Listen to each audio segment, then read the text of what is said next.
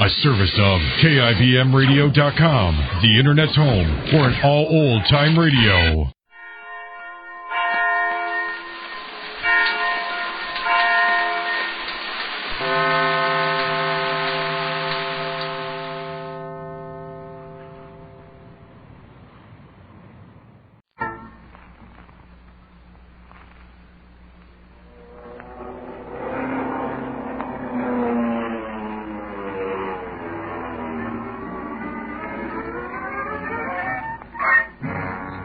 Gibson of the International Secret Police.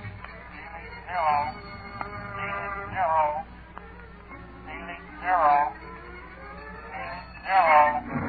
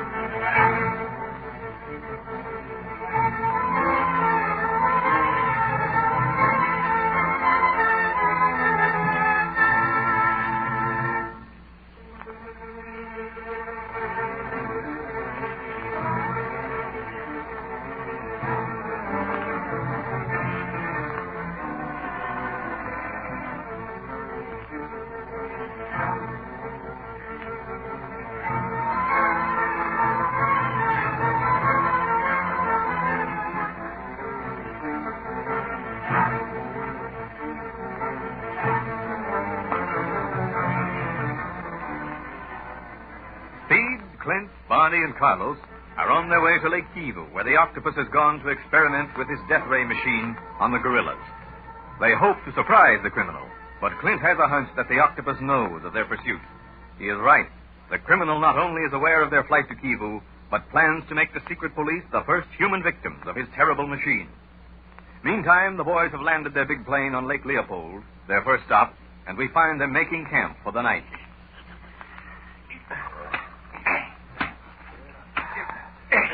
Hey, how much of this brush do we have to clear away, Carlos? I didn't guarantee to clean up the jungle, clear to Lake Kivu. Just a little bit more, Barney. I want a clearing of at least 10 feet for our camp. That elephant grass is a great fire hazard. Yeah, but I'm tired. Oh, you'll have all night to sleep. We're lucky, Barney, having the lake on one side of our camp. Saves us clearing that side off, too. Yeah, but what about that what did you call it, Carlos? Zareba, the thorn thicket barrier. Yeah, that's it. We had to put a zareba up on the lakeside to keep the crocodiles out of our camp. What a country. If we hadn't put up the zareba, the crocs might have come into our tents, Barney. Yeah, I know. They got a nice lake, but are they satisfied to stay in it? No. They got to come messing around our tents. Well, I think we've cleared away enough of the brush now, Clint. Good. I can use some rest. And I know Barney can. You said it. Ooh. Yeah, and we got done just in time, too. The sun's just about setting. See, and there's going to be a moon tonight. Too bad. Too bad, Carlos. Gee, the jungle's going to be swell in the moonlight. I would rather see the sky covered with cloud speed. I'd like to see it rain. That elephant grass is too dry. One spark would set it afire. I wish you'd stop talking about fire. Makes me nervous. We'll start one of our own pretty soon and fix something to eat. That'll help your nerves. You said it. We haven't eaten regular since coming to Africa. Lucky's hungry, too, Clint. He'll be fed when we eat. Meantime, let's take a breather before starting in on our kitchen work. We haven't stopped going since leaving Leopoldville. All right, sit down, boys. Please, sit down. Well, rest while you can. Wonder what'll happen to us after we leave this camp. Nothing, I hope, amigo. Our next landing is on the Congo River at Loa or Kirundu. Yeah, but between us and there is the hungry country. You said it was dangerous yourself. Only if we are forced to land in it, Barney. And we don't expect that. Then you can depend on us landing, boy. Whatever we don't expect to happen always does. What's that? Crocodiles. They must be investigating our plane. Its nose is resting on the shore. That means them crocs are ashore, too. The Zareba will keep them away from us, and they won't hurt our plane. I'm not worrying about the plane. I'm just hoping there are no high jumpers among them crocs. Might hurdle that thorn fence and come after us. Well, laugh if you want, but I don't like this place. Listen to them animals start yowling. They all sound hungry. They probably are, Barney. But they won't hurt us. You guys have the confidence, all right. I don't... Hey, look at what's watching us from the elephant grass. Natives. Wait a minute. Easy. Don't make a sudden move, Speed. Don't want to do anything to excite them. Can you tell from their tribal markings what tribe they belong to, Carlos? Yeah, as well as I can see in these lights, I think they are Maasai. Friendly? Sometimes, but tricky. Wait, I'll talk to them. Amamtila! Brava! They won't talk. Try again, Carlos. See. Amamtila! Brava! Hey, they're leaving. Let them go. Quiet, Lucky. Say, I don't like this hide-and-seek business. Whenever they start playing games in this neck of the woods, we're generally it. What do you make of it, Carlos? In the jungle, a thing like that can be nothing or everything clean. Well, what do you mean? There are many native tribes in the jungle. These fellows must have heard our plane land, waited a while to see what happened, and then, when nothing did, come to look us over. Yes, but they were carrying spears and shields. Looked like warriors. Perhaps a hunting party, or maybe a raiding party, warring on some other tribe. Yeah, or on us. There is that possibility. I told you I didn't like this place. Well, we can't leave here, Barney. We'll meet this sort of thing no matter where we land. And more than that, we can't take off with night coming on. We'd have to fly all the way to the Congo. I'm too tired for that, and natives are no natives. Are the Maasai's cannibals, Carlos? Now, why did you have to think of that? Ain't things bad enough? Amigos, we are becoming too alarmed, I believe. While the Maasais cannot be called a friendly tribe, yet they do not war on our race often. They fear the Belgian authorities greatly. Those guys didn't look like they feared anything. I think we should take every precaution against an attack, Carlos. See, I do too, Clint. We had better bring our machine guns from the plane, just to be on the safe side. Wouldn't the tear gas grenades be just as effective? Why, see, I forgot about them. I would rather save our machine gun ammunition for a later date. I have a hunch we'll need it when we finally catch up with the octopus. Shall I go get the grenades, Clint? Yes, Speed. And Barney, you go along, too. And bring that roll of barbed wire from the plane. Barbed wire? Are you going to make this a no-man's land? A no Maasai's land, my friend. A strand or two of wire stretched across the ground we cleared off will stop them if they try to rush us. Get going now. We've got a lot to do before we're ready to turn in.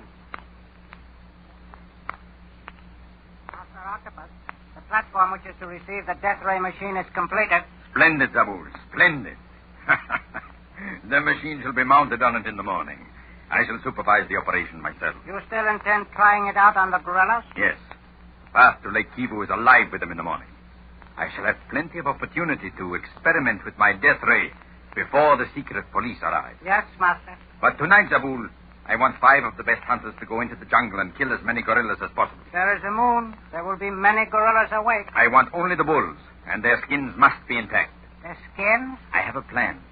The secret police will probably leave their plane in some not-too-distant spot and proceed here on foot. I want my guards to see them and notify me of their coming. See them, but not be seen. You mean you will dress your guards in the skins of the gorillas? Exactly. In this way, they can come close to the secret police and arouse no suspicion. If they can go that close disguised as gorillas, why can they not kill the police at the same time? Prevent them from coming to Lake Kivu altogether. Because, Zabul, that would deprive me of my greatest pleasure. That of showing my death ray machine to Clint Barlow, showing him its possibilities, and then destroying him and all the rest by its powerful ray. Yes, that will be revenge indeed for all that he has done to me. You hate him more than any of your other enemies, don't you, Master? Because he is the one man in the world who might stop me in my world conquest. Yes, Zabul, I hate Barlow, and shall not rest until I have destroyed him. With him gone, there is no one else who can stop me. No, Master. And now, shall I order the guards to start on their gorilla hunt? Yes, Zabul. Everything must be ready for our guests, the secret police. They shall come, but we shall show them such unusual entertainment that they will never leave.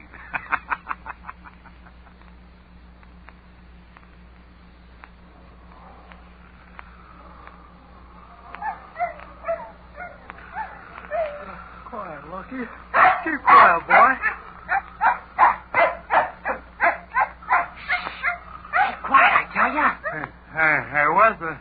Keep that pooch quiet. Barney, I thought this was your watch. It was, but nothing stirred.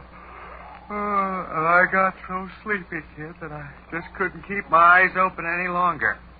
So I thought I'd come inside and at least get away from the mosquitoes. Yeah, but I guess one followed me in. Hey, do you smell smoke? Smoke? Of course not. Lucky's uneasy, too.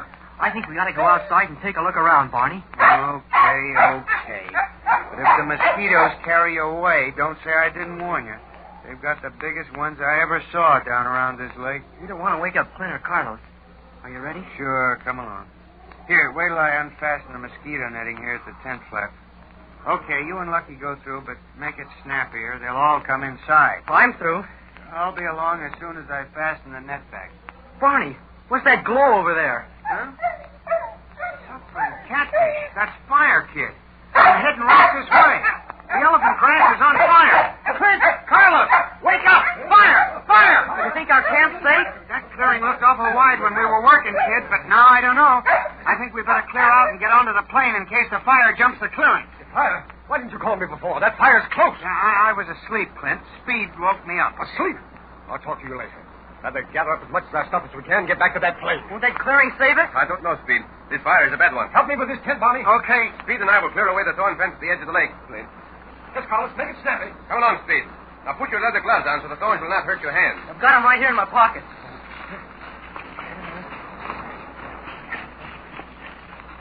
Here we are. Now just lift it aside, Speed. Here, you get there. Our plane. It's drifting out into the lake. The plane adrift, but we moored it. Just the same, there it goes. Come quickly.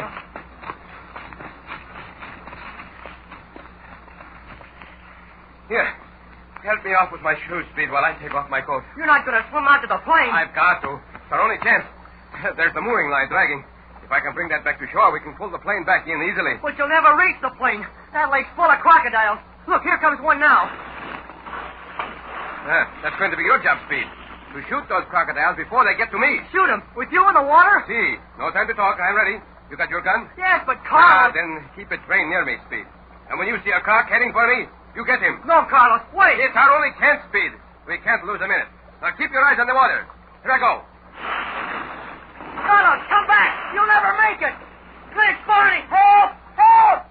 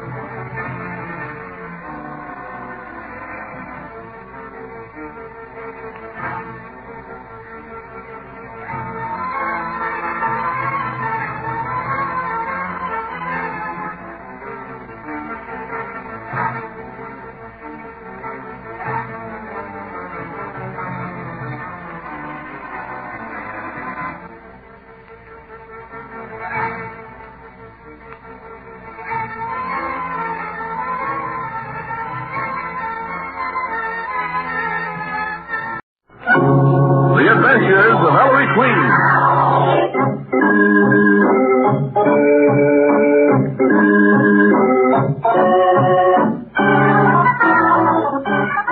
For all you men and women in the armed forces of the United Nations, a rebroadcast of radio's thrilling mystery drama, The Adventures of Ellery Queen.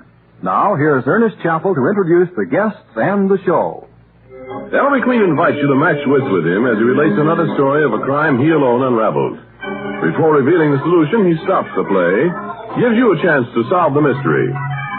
Our guest armchair detectives for this evening are Miss Marjorie Lawrence, Metropolitan Opera star, and Mr. Beverly Kelly of the Ringling Brothers Barnum and Bailey combined shows. And now, Ellery Queen, master detective and your host for the next half hour. Thank you, Ernest Chappell, and good evening, ladies and gentlemen. Well, tonight we tell you the strange mystery of the ghost in the mountaintop cave. I call it The Adventure of Dead Man's Cavern.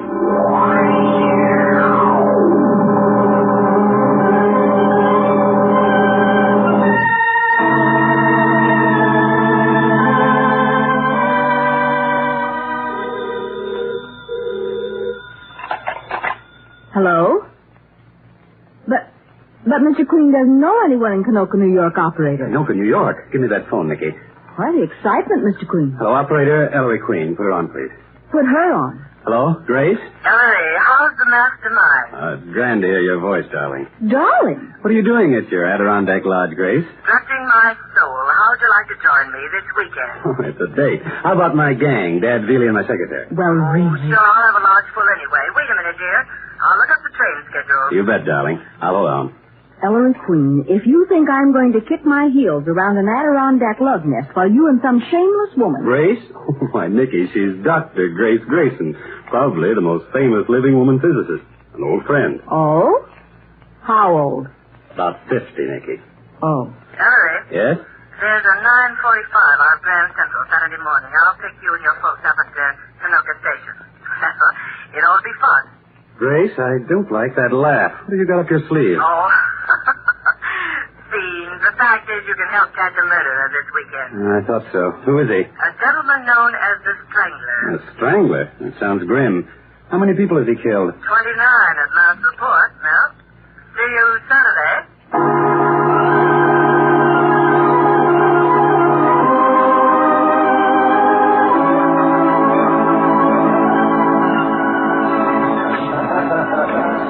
I could strangle you, Grace.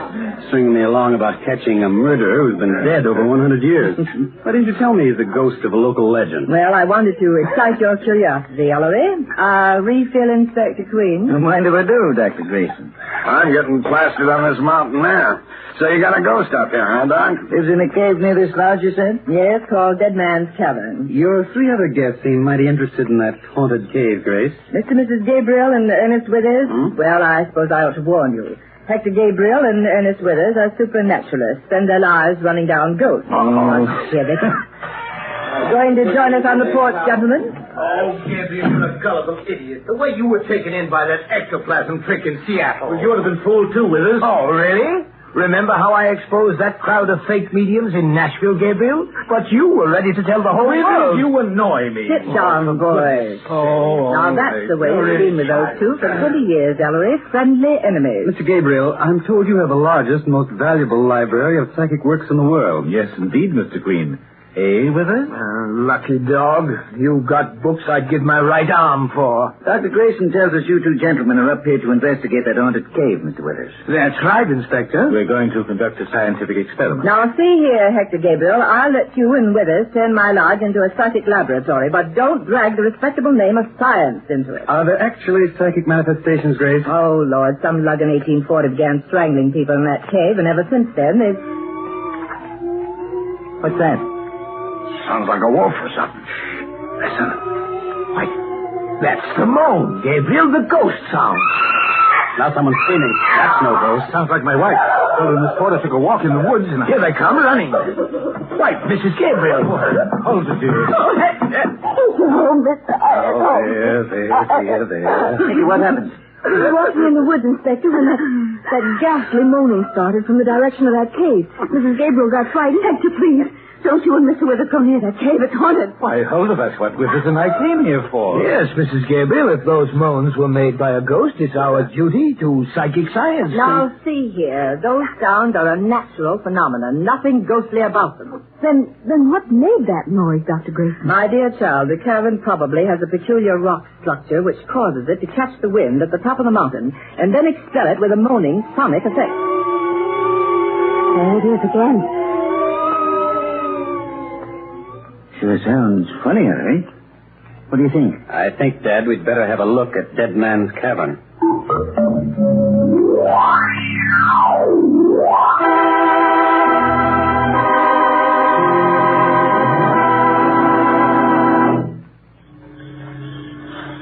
Grace, must we go through these woods to get to the cave? Yes, Ellery. No way of going around it. Sheer cliff on either side. I wonder why the moan stopped with us. Exasperating, Gabriel. Hold it, everybody. Someone coming. Sounds like a big, heavy man. Wasn't the strangler supposed to be big and heavy? Oh, nonsense, Sergeant. It must be Hank Pete. Oh, I was right. Hi, Hank. Howdy, Professor.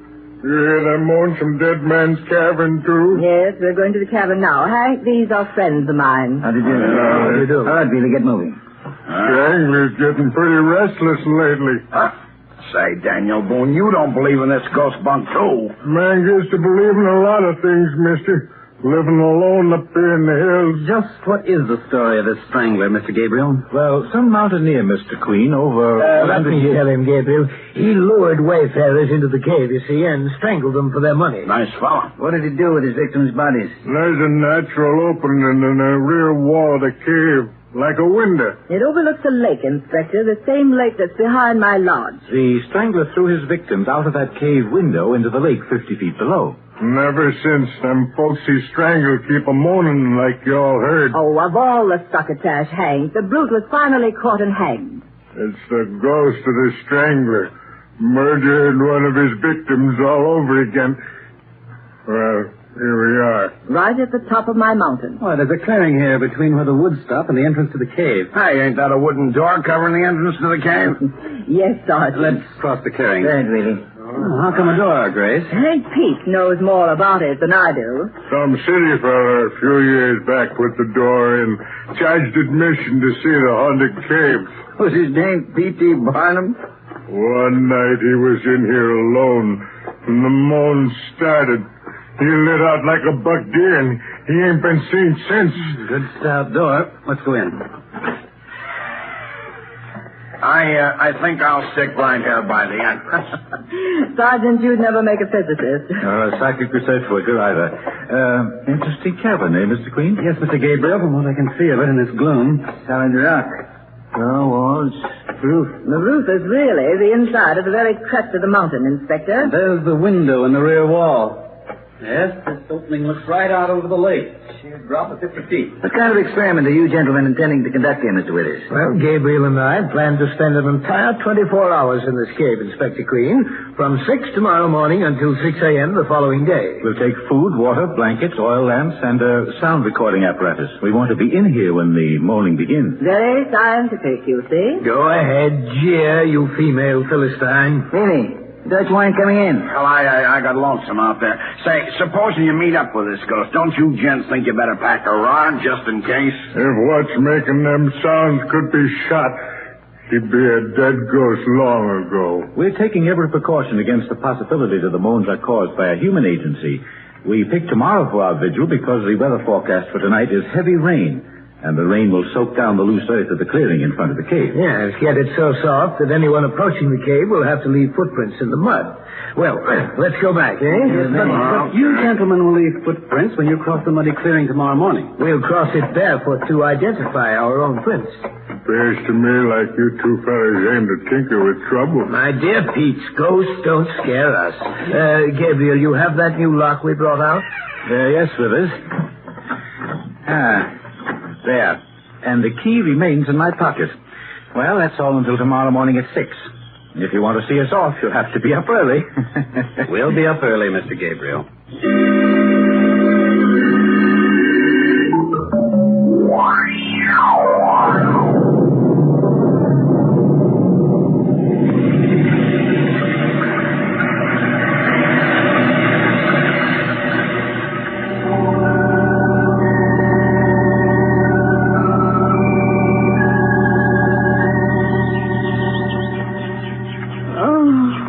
Gosh, I'm sleepy, Ellery. Mrs. Gabriel and I had to double up last night, and she moaned all night long. Have you ever saw him? All except Hector Gabriel. I wonder where Gabriel is. He bunked with me last night, but when I woke up this morning, he was already gone. He must be waiting for us at the cave. Oh, look, Ellery. Is that the old woodsman Dr. Grayson mentioned last night? Hank Pete? Oh, yes. Morning, Hank. Up early to see Mr. Gabriel and Mr. Withers start there watching the cave? Mr. Green, I've just been over to the clearing at the edge of the woods. Somebody's in that cave. What? Cave door is open. What's that, Hank? Cave door open? Why, it can't be. Gabriel and I put a new lock on it yesterday, and he has the only key. Come see for yourselves. It must be your husband, Mrs. Gabriel. Well, I don't understand it, Sergeant. But weren't Mr. Gabriel and Mr. Withers to go into the cave together? Yes, we were. Keep your shade on, Mr. Withers. Take a look. The prints of a small man's bare feet. And they go perfectly straight across the mud of the clearing to the cave door. Just one set of prints. Ingoing. Why, he's tricked me. His word of honor we'd go in together. His word of honor. I'm sure Hector wouldn't do anything dishonorable, Mr. Withers. Well, these are his footprints, aren't they? There couldn't be anyone else's here. They're so small. Cheat. Mr. Withers, you're a dreadful man. Oh, it's probably a joke. Hector Gabriel! Mr. Gabriel! Hi, Mr. Gabriel! Hector! Why don't you answer? Something's wrong. Dad, I'm crossing this clearing alone. Now, the two are to keep out of the way of Gabriel's footprints. You have to follow me. The two are two. Aye, son.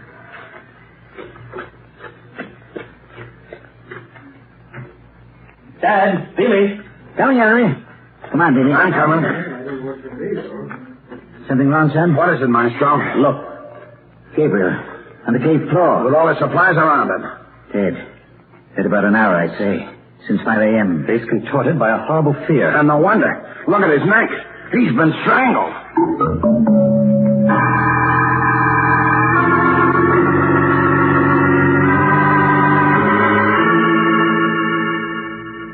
Well, son, I don't get it. Even these marks of strangulation are queer. You mean the upward-pointing thumb impressions at the back of Gabriel's neck? Yes. Why weren't the thumbprints in his windpipe? Who was that? It's Grace Grayson, Sergeant. You and Hank Peace didn't mess up Gabriel's footprints in crossing the clearing, did you? No, Ellery. We detoured, too. Poor Gabriel. I can't believe it yet. Hank, look at him. Well, the ghost of the strangler, I told Will you. you stop jabbering about ghosts, Daniel Boone? You're scared. Stop it, Hank. What are we going to do? Poor Holder's in a state of collapse. Nicky's trying frantically to calm her down, and that man with us hasn't uttered a word since this happened. Who did it? Come outside. I want to show you something. What is it, son? The only way Gabriel's murderer could have got into the cave was the way Gabriel got in, by crossing this muddy clearing. Well, where are the killer's footprints? You didn't see no prints in this mud when we got here this morning, except the ones of Gabriel's bare feet, did you? I see. Obviously, the strangler entered the cave some other way. How, Grace? The only other opening into the cave is that natural window in the rear wall, which overlooks the lake. That opening is 50 feet above the lake at the top of a sheer cliff. The roof of the cave. Let a rope down. We've been up there. It's covered with smooth mud. And no human foot ever stepped on it. And at the sides of the cave, it's sheer precipice, too. Oh, well, of course. The killer came here during the rain, which wiped out his prints. Lay in wait for Gabriel, who came when the rain had stopped. What happened to the prints the killer made leaving? That's not the important point, Dad. The killer couldn't have got into the cave before Gabriel, Grace. The door was locked with a new lock, and only Gabriel had the key, which is still on his person. Then the killer used a grappling iron at the end of a strong line. You mean throw a line up from the lake, Grace? Yes. Someone stood in a boat on the lake below and threw up a grappling iron which corked the window. Guess again, Dr. Grayson. An iron would have left scratch marks on the sill of the rocky opening. And there ain't no scratch marks. Then how do you explain it? You're wasting your time. Ghosts don't need grappling irons. And they don't leave footprints. Yes, Grace.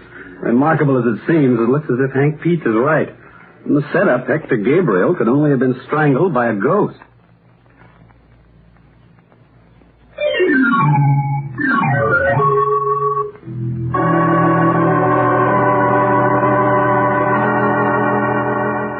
I don't know what I'm going to do. Calder, stop.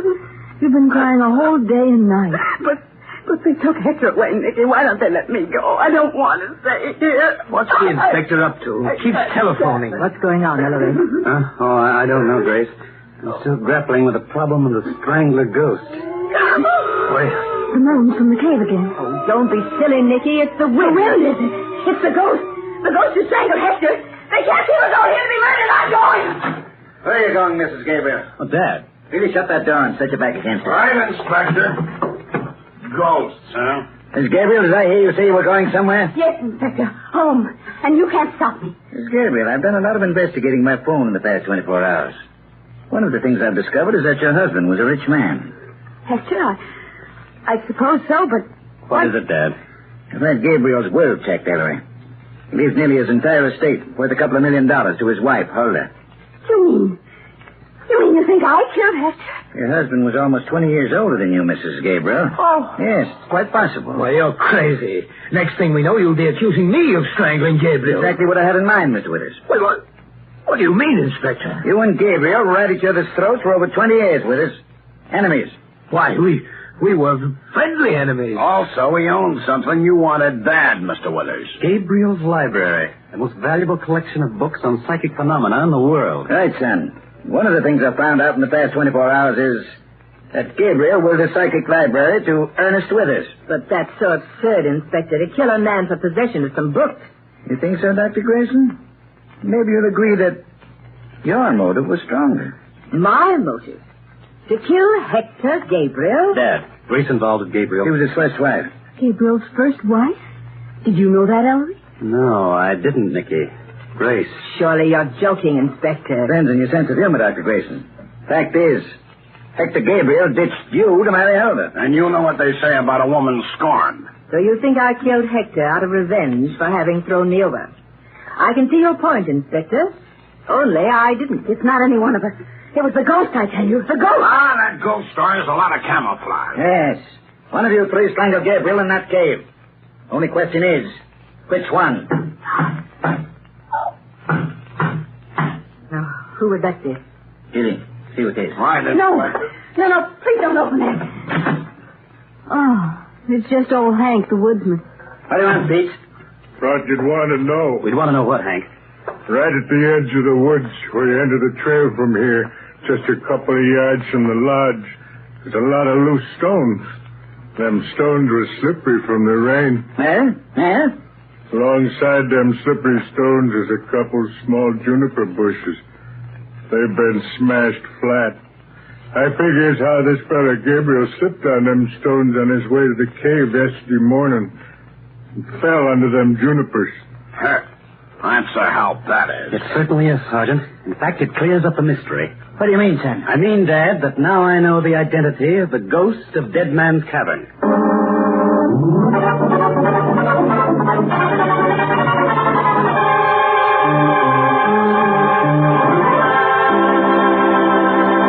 And there, ladies and gentlemen, you have the mystery of Dead Man's Cavern. Have you an answer to it? Well, suppose you compare solutions with our guest armchair detective. Nicky, will you please introduce our guest? Well, Ellery, our first guest tonight is Miss Marjorie Lawrence, famous metropolitan soprano. Stricken with infantile paralysis a couple of years ago, Miss Lawrence has fought against this dread affliction courageously and successfully, as evidenced by her recent triumph in the role of Isolde at the Met. Our second guest tonight is Mr. Beverly Kelly of the Ringling Brothers Barnum and Bailey combined shows, or, as all America calls it, the circus, now playing at Madison Square Garden. Mr. Kelly has described the big top to millions over the radio and is well-known author of books and stories on circus life. All right, Ellery? Thanks, Nicky. Miss Lawrence, who strangled Gabriel? Well, I don't think anyone strangled him.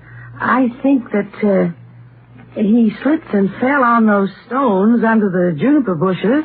Yes? I think the moaning sounds came from natural means somehow. The wind through the rocks or something. Yes. So that's what I would say. Well, thank you, Miss Lawrence.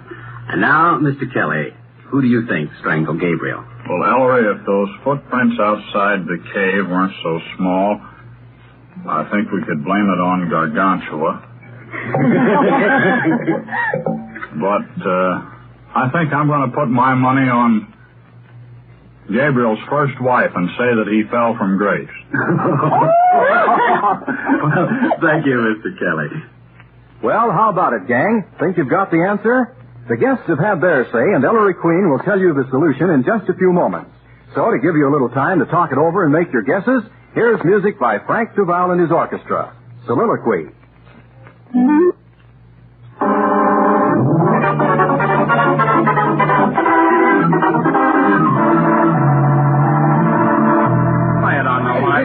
All right, I'll tell you. Now, first, let's lay the ghost. No ghost killed Hector Gabriel. The strangler's hands were human hands. They left human fingerprints deep in the flesh of Gabriel's neck and throat. Well, sure. That's right. Then those moans we heard must have been made by the wind through the cave like Dr. Grayson said. Right, Sergeant. Now, since the strangler had human hands, he also had human feet. And human feet leave prints in mud. But Ellery, the only footprints in the mud were Gabriel's. One set, ingoing. I know. Gabriel choked in the woods. and then staggered across the clearing alone to the cave to die. Nicky, you yourself pointed out that the trail left by Gabriel's feet across the mud was perfectly straight. Men dying of strangulation don't walk in a straight line. No. When Gabriel crossed that clearing, unlocked the door, and entered the cave, he was perfectly well. So the murder was committed in the cave. And for the murderer to have choked Gabriel in the cave, he had to get there. Problem. How did the killer cross that muddy clearing without leaving footprints? And the more you think about it, the more obvious the answer gets. What do you mean? He crossed it on Gabriel's back. Gabriel carried him. Ellery. I know, Dad. Other theories are possible, but my theory can be backed up. What was the exact position of the strangler's thumbs on Gabriel's neck? The thumb marks pointed upwards on the back of Gabriel's neck. Which is possible only if at the time he committed his crime, the strangler was behind Gabriel. Strong confirmation that the strangler rode across that mud on Gabriel's back. And when Gabriel entered the cave, the person he was carrying began to choke him before even getting down. Oh, but Maestro, how did the killer make Gabriel carry him? Important question, Sergeant. Grown men don't play piggyback at 5 o'clock of an Adirondack morning. One person carrying another suggests that the person being carried had to be carried. An injury? Yes, Dad. Hank Beach just told us he'd found a place in the trail where someone had slipped on loose, wet stones and fallen into some juniper bushes. Hank opined it was Gabriel, because he thought Gabriel was alone. But since we know Gabriel carried someone, isn't it evident that it wasn't Gabriel who slipped and fell, but his companion? Killer faked a tumble, pretended to twist his ankle or something, said he couldn't walk. And Gabriel lugged him all the way through the woods to the cave. Exactly. And why? Deliberately to leave only one set of footprints in that mud, Gabriel's, to make us believe that the murder had been the work of a convenient strangler ghost of the haunted cave. All right. You've accounted for how the strangler got into the cave without leaving prints. Yeah, but how did he get out, Maestro, without leaving him after Gabriel was dead? In the only way possible, through that natural window in the cave wall. Yes, for while no one could have got into the cave through the opening in the cave wall, someone could have got out simply by diving out into the lake below. What clue did all this on? Dad, where did Hank say he found the crushed bushes? At the edge of the woods as you went to the trail leaving Dr. Grayson's lodge. Yes. In fact, Hank said it was only a few yards from the lodge. But observe, the killer pretends to injure himself a few yards from the lodge, yet Gabriel carries him all the way through the woods to the cave. Why? Why didn't Gabriel carry him back the few yards to the house? Wouldn't he have done that if, say, his companion had been his wife or Dr. Grayson, or, in fact, anyone except one person? One person? There can be only one reason why Gabriel carried his companion all the way to the cave, and that was because he and the killer were bound for the cave, because he and the killer were supposed to share the cave for the next 24 hours. Well, I'll be... Yes, Gabriel's companion, the man who got his victim up an hour earlier than planned on some trumped-up excuse, who wanted to kill Gabriel because he hated him for over 20 years, and because Gabriel had willed him his unique and valuable psychic library, that man could only have been Ernest Withers.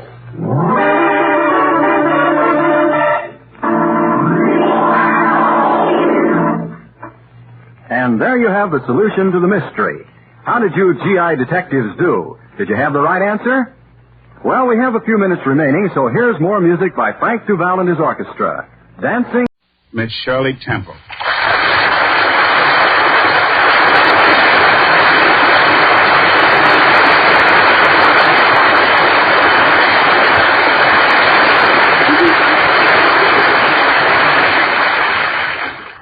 Thank you, Mr. Eddie. What do I do now? Well, anything you say, Shirley. It's your program. But if I might make a suggestion, as one singer to another, how about a song? All right, Mr. Eddie. I'll sing Someday You'll Find Your Bluebird. Good. Someday you'll find your bluebird. Wait your turn. Bide your time. For when you find your bluebird, life will be so sublime. It may be right near you, or maybe worlds apart. When love comes, you'll find it on the windowsill of your heart. And then you'll hear your bluebird sing a song of happiness to you.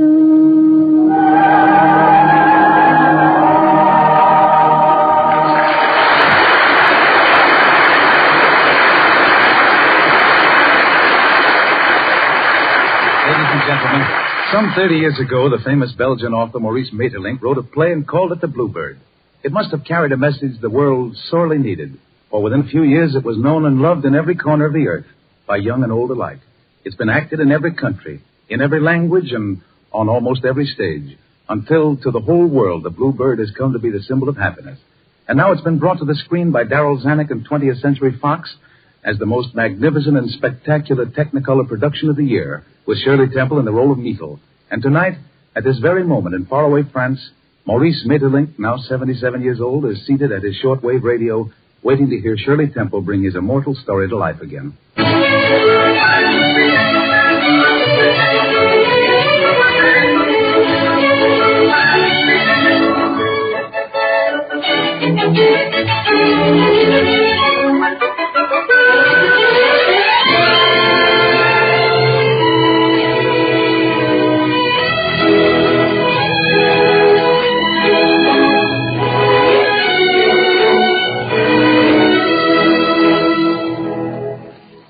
Did you like working in the Bluebird, Shirley?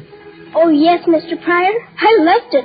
Better than any picture I was ever in, I think. Do you know the Bluebird, Mr. Pryor? Oh, of course. It's the story of Myrtle and Tiltil, a girl and boy who lived over 100 years ago, if I remember correctly. Do you remember all right?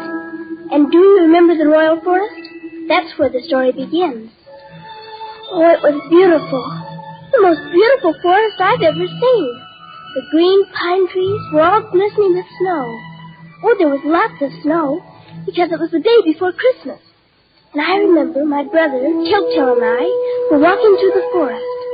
The birds were singing all around us. They were very happy, because no one was supposed to hunt them in the Royal Forest. But I did. I guess I wasn't a very nice little girl. Tiltil and I set a trap. And then we hid behind a tree. And pretty soon, a little thrush came to eat the crumbs we'd spread. He came closer and closer. And there, we had him in the trap. And all the other birds flew right away. We were pretty excited, too. But suddenly, we heard a horn. It was a Royal Forester. He waved his hand and shouted at us, and I yelled, "Come on, Tiltil! Run, run! The Royal Forester!" And we did run, too, all the way back to the village.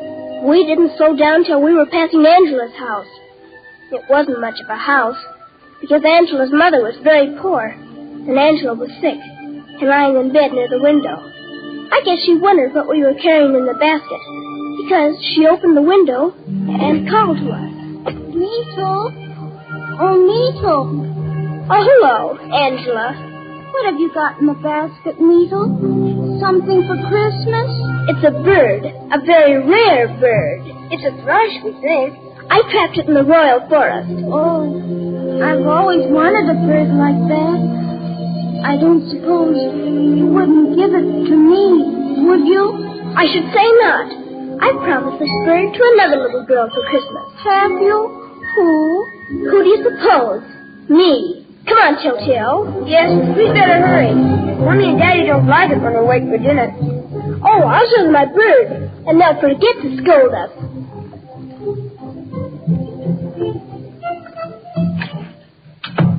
Where have you children been? What kept you? Look, Mummy, we caught the most beautiful bird. That's no excuse for being late to supper. Now go wash your hands. Yes, Mummy.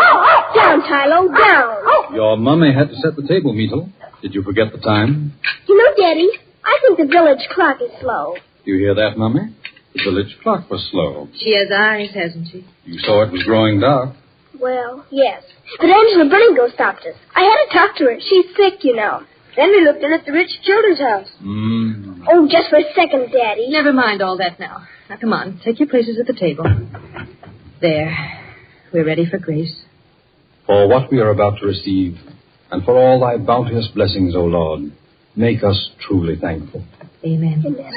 Myrtle, catch up your bird. Tylette, get away from there. Keep away from my bird. Get away, Tylette. Haven't I told you, Myrtle, not to trap birds in the woods? But, Daddy, it's such fun. And what do you think, Mummy? Angela wanted me to give my bird to her. Well, why didn't you? It would have been something to cheer her up. Oh, poor mite, sick in bed all winter. It's not my fault she's sick. It's your fault that you're selfish. You've got so much that she hasn't, Mito. What have I got? Health, for one thing. What's that? And a roof over your head, warm clothes to wear. These old things, and plenty to eat, but nothing I like. Nothing good. Not like those rich children have. Cakes, candies, dolls to play with, pretty dresses, everything. I have nothing. Stop it, Mito. Stop it at once.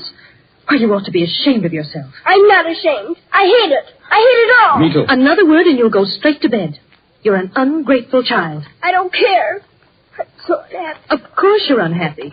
If you don't mend your ways, you'll never be happy. Never.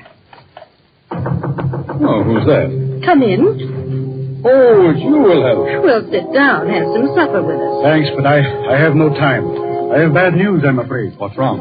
Orders to mobilize at once. Mobilize? Oh, no. Soldiers are on the march again. We assemble in the village square tomorrow at noon. I'll be there. Good. Till tomorrow, then. War. Daddy, I don't want you to go. I must go, dear. Why do they have to have war? What makes war anyway? The same thing that makes trouble everywhere. Greed and selfishness. Someone is not content with what they have. But you're not like that, Daddy. Why should you have to go? That's what's wrong about it, child. You can't be unhappy inside yourself without making others unhappy, too. Come now, children. Be off to bed. Daddy and I have many things to do.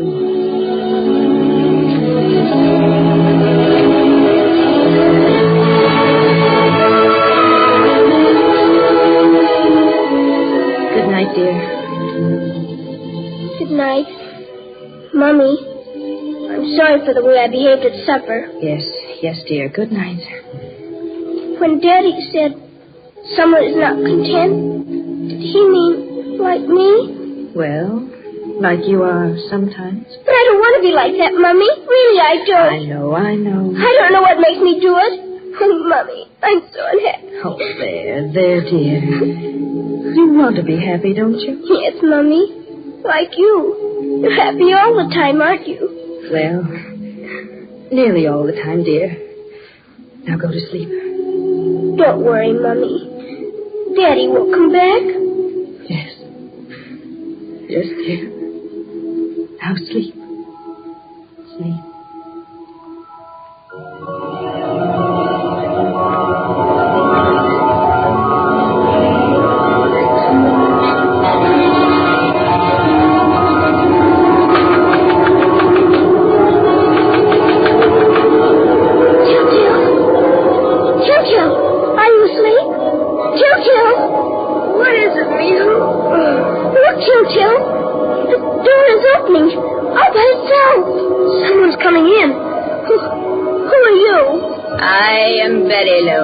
The fairy Betty Loon. I have come to help you find the bluebird. The bluebird? That's what I said. The bluebird. The bird that stands for happiness. You want to be happy, don't you? Of course. Then into your clothes, both of you. And be quick about it. Look, Needle. You're all dressed. And so are you. Why, Telltale, even your boots are laced. She did it. Come, don't stand there staring. There's no time to lose. We must find the bluebird. But where should we look for it? In the past, in the future, everywhere. But, ma'am, we're not allowed to go places alone at night. There's your dog and cat. Take them. But we'll get lost in the dark. I'll take care of that. Light, you who give beauty to the earth, appear. It's a queen. She came right out of the land, all covered with light. I am Light. Come to guide you, dear little friend. Where would you like to go? We're not quite sure where to go. Darlene said we must find the bluebird. We don't know where to look. She said in the past, the future, everywhere. Perhaps we'd better start in the past. But where is the past? Light, do you know the way? Of course. The past is just behind us. I'll show you. Come.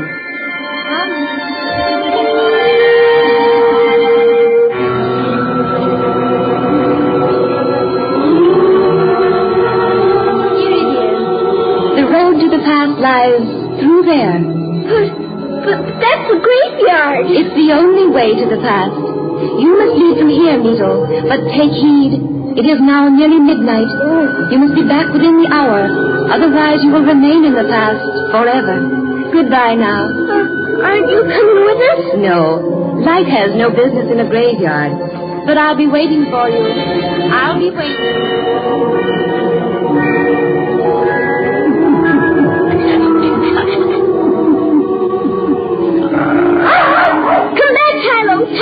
Come back! Oh, they've gone.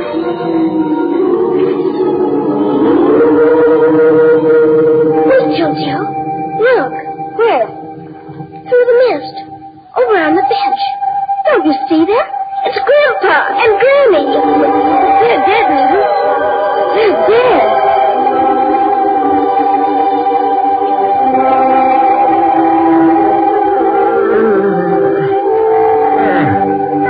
I must be waking up. I have pins and needles all down my legs. Somebody must be thinking of us. Why, I'm beginning to feel quite strong. We're going to have visitors. They seem quite near. Now I can get on with carving my little figures. I've been at this one for a whole year. That's because we're so seldom awake. Granny! Grandpa! Granny! Children! Oh, my babies. Me too. Oh, my. Hold me tight. There, now, the big one this time. It's been months and months now that you've forgotten. Oh, the last time. Let me see now. It was Easter morning. The church bells were ringing. Easter? We didn't go out that day. We both had very bad colds. No, but you thought of us. Yes, we missed you. Yes, every time you think of us, we wake up and see you again. But we thought you were dead. No, dear, no. People never die. Only when they're forgotten. Everything's the same here. The house, the yard. Oh, Granny, I'm so glad to be here. Grandpa, there's the hole in the door made with your gimlet. And a good spanking you got for us. Look there, Pop. Here's where you used to measure us on the door. Weasel, let's see how much we grow. All right? My, how you both shot up. Till you're 3 fingers taller. And you little 4, no, 5. And how big and strong. Feel my muscle, Grandpa. Well. Grandpa, you haven't finished carving little Coco yet. Oh, what chance have I got when I'm always asleep? Come along, Till. We'll do some work on it now in my workshop. All right, Grandpa. Don't be long, Till. Oh, you're in no hurry? Yes, so we are. We must be back within the hour. What time is it, Granny? Now sit down. It's only 12:30. Granny, the reason why we're here, we've got to find a bluebird. It's terribly important. A bluebird? Oh, yes, I'm sure we've got one. Really, Granny? Where? Show me. Oh, we've plenty of time for that. I haven't had a morsel of gossip in a 12-month. But, Granny... Tell me, did Mrs. Van Groen's daughter marry the burgomaster? No, she didn't. Why? What happened? Mrs. Van Groen married him herself. Merciful heavens. Please, Granny, can't we go now and see about the bluebird? All right, child, if we must. We'll look in the birdhouse. It's right over there. Oh, thank you, Granny. There you are, dear. Birds of all kinds, all colors. You may have any one you like. Isn't there a blue one? Yes, there's a blue one. That one up there, singing. Why, Granny, he isn't blue. He's black. Strange. He always looked blue to me. There isn't one here. Not a single bluebird. Won't one of these do? No. Granny said it must be blue. She said to look everywhere. This is the past, isn't it? Yes, dear. But perhaps your bluebird isn't in the past.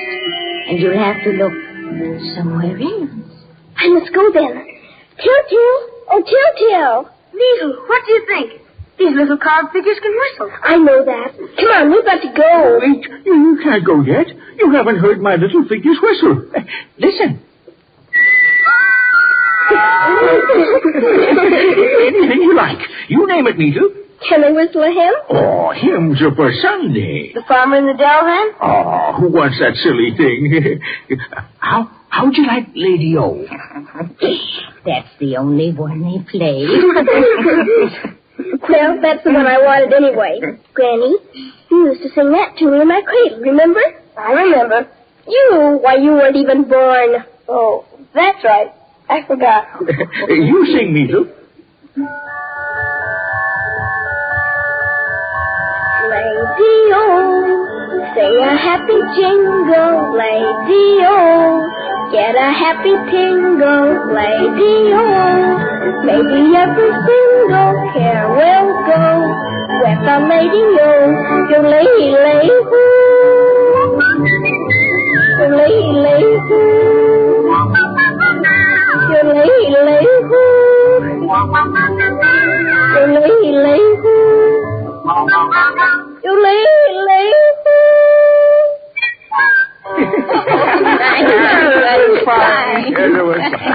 We've got to go now. Come on, Jojo. What time is it? Why, it's still 12:30. Oh, my goodness. Let's run. Jojo, we've got to run. But you said you wanted to learn to carve. I do, but I haven't got time now. Wait, children. I'll bake you the biggest apple tart you ever tasted. We haven't time, really. We'll come again soon. Oh, you'll forget. I promise. Goodbye, Grandpa. But don't wait too long to come Goodbye, again. Daddy. Oh, goodbye. Goodbye, darling. Think of us often. You don't know how much it means. They're gone. Always in such a hurry. Oh, I'll never get this carving finished. I'm beginning to get sleepy already. I am, too. It was nice of them to think of us. And waiting so perhaps it won't be so long. Till next time.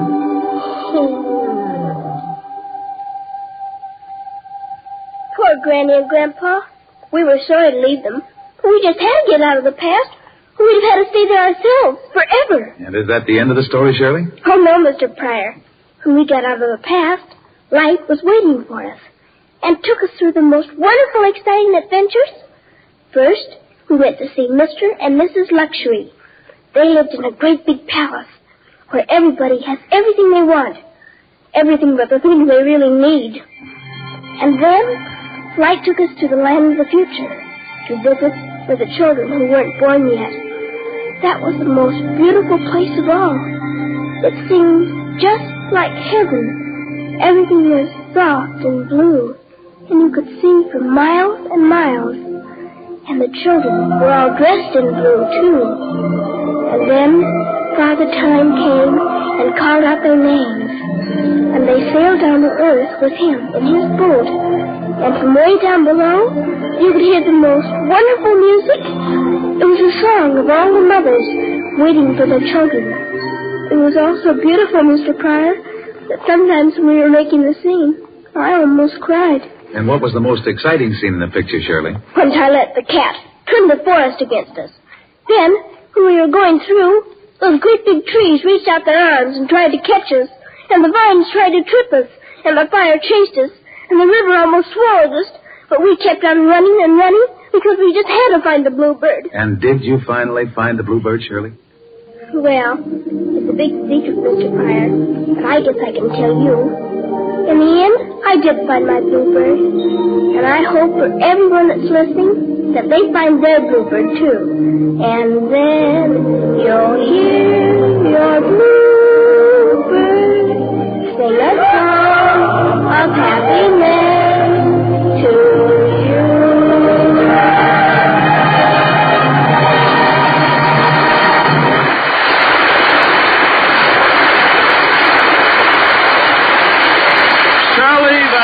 Beautiful. It's the nicest Christmas present you could have given me. Thank you, Mr. Eddie. And if you want to give me a nice Christmas present... Uh-huh, yes. What? Well, will you please sing the Silent Night? I will if you'll sing it with me. All right.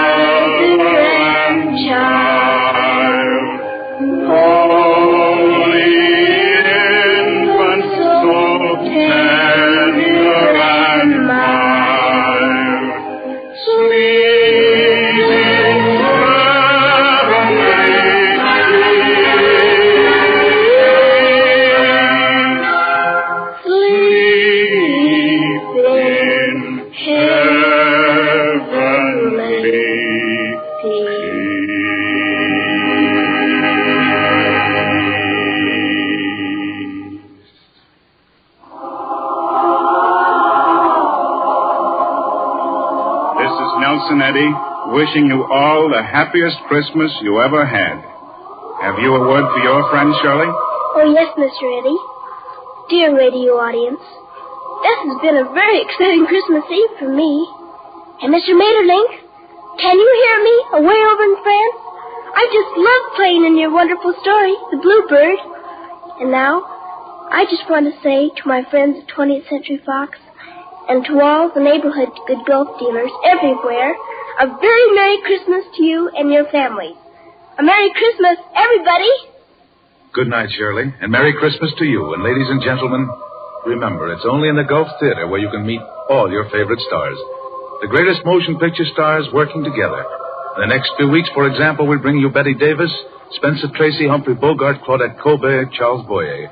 And be sure to make a date right now for Gulf's big New Year's Eve party here next week with Eddie Cantor, Gene Autry, Joan Blondell, Bonita Granville, Mr. Guffey, Eddie Cantor's latest singing discovery, and Oscar Bradley and his Gulf Orchestra. Listen in, won't you? Good. Until then, this is Roger Pryor saying good night for your neighborhood good Gulf dealer, wishing you the best of good health, happiness, and Merry Christmas. Nelson Eddy's current picture for Metro-Goldwyn-Mayer is Balalaika. Oscar Bradley, conductor of the Gulf Orchestra, wishes to express his appreciation for the splendid cooperation of 20th Century Fox's general musical director, Alfred Newman, who composed and conducted the beautiful score of the picture Bluebird, which opens as a roadshow January 19th at the Hollywood Theater in New York City. This is the Columbia Broadcasting System.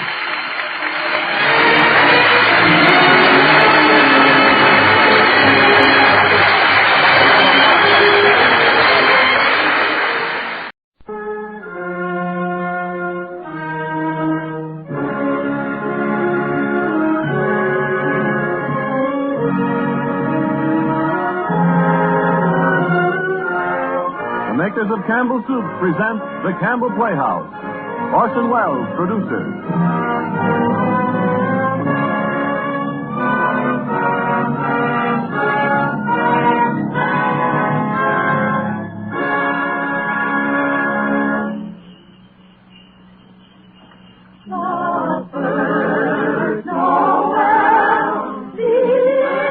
Good evening, this is Orson Welles.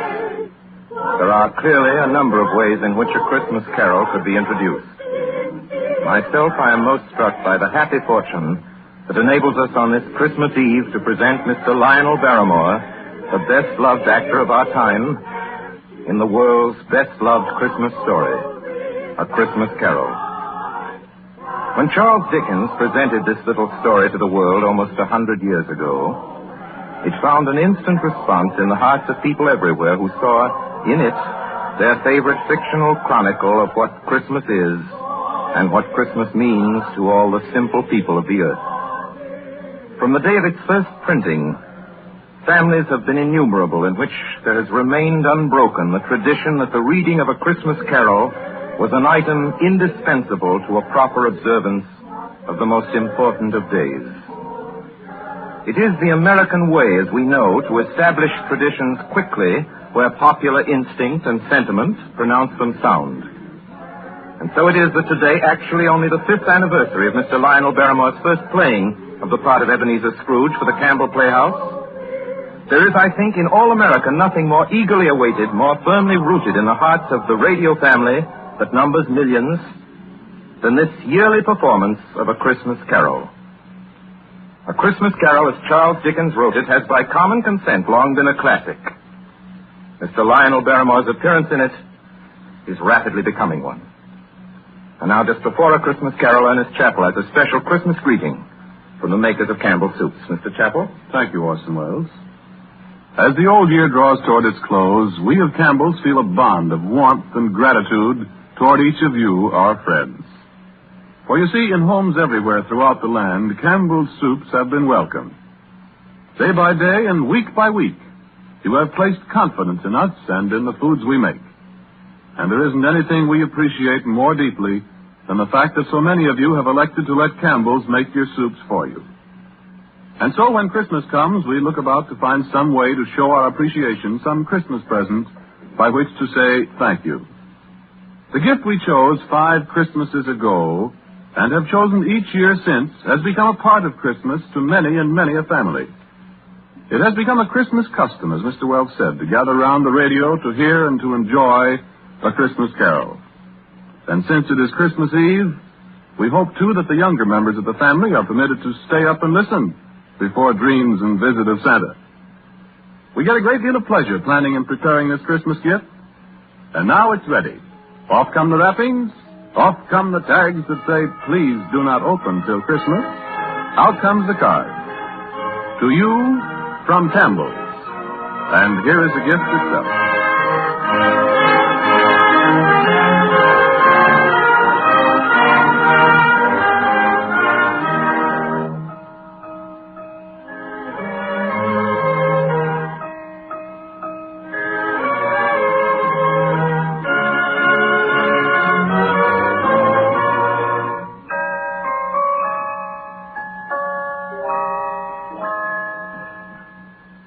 Marley was dead to begin with.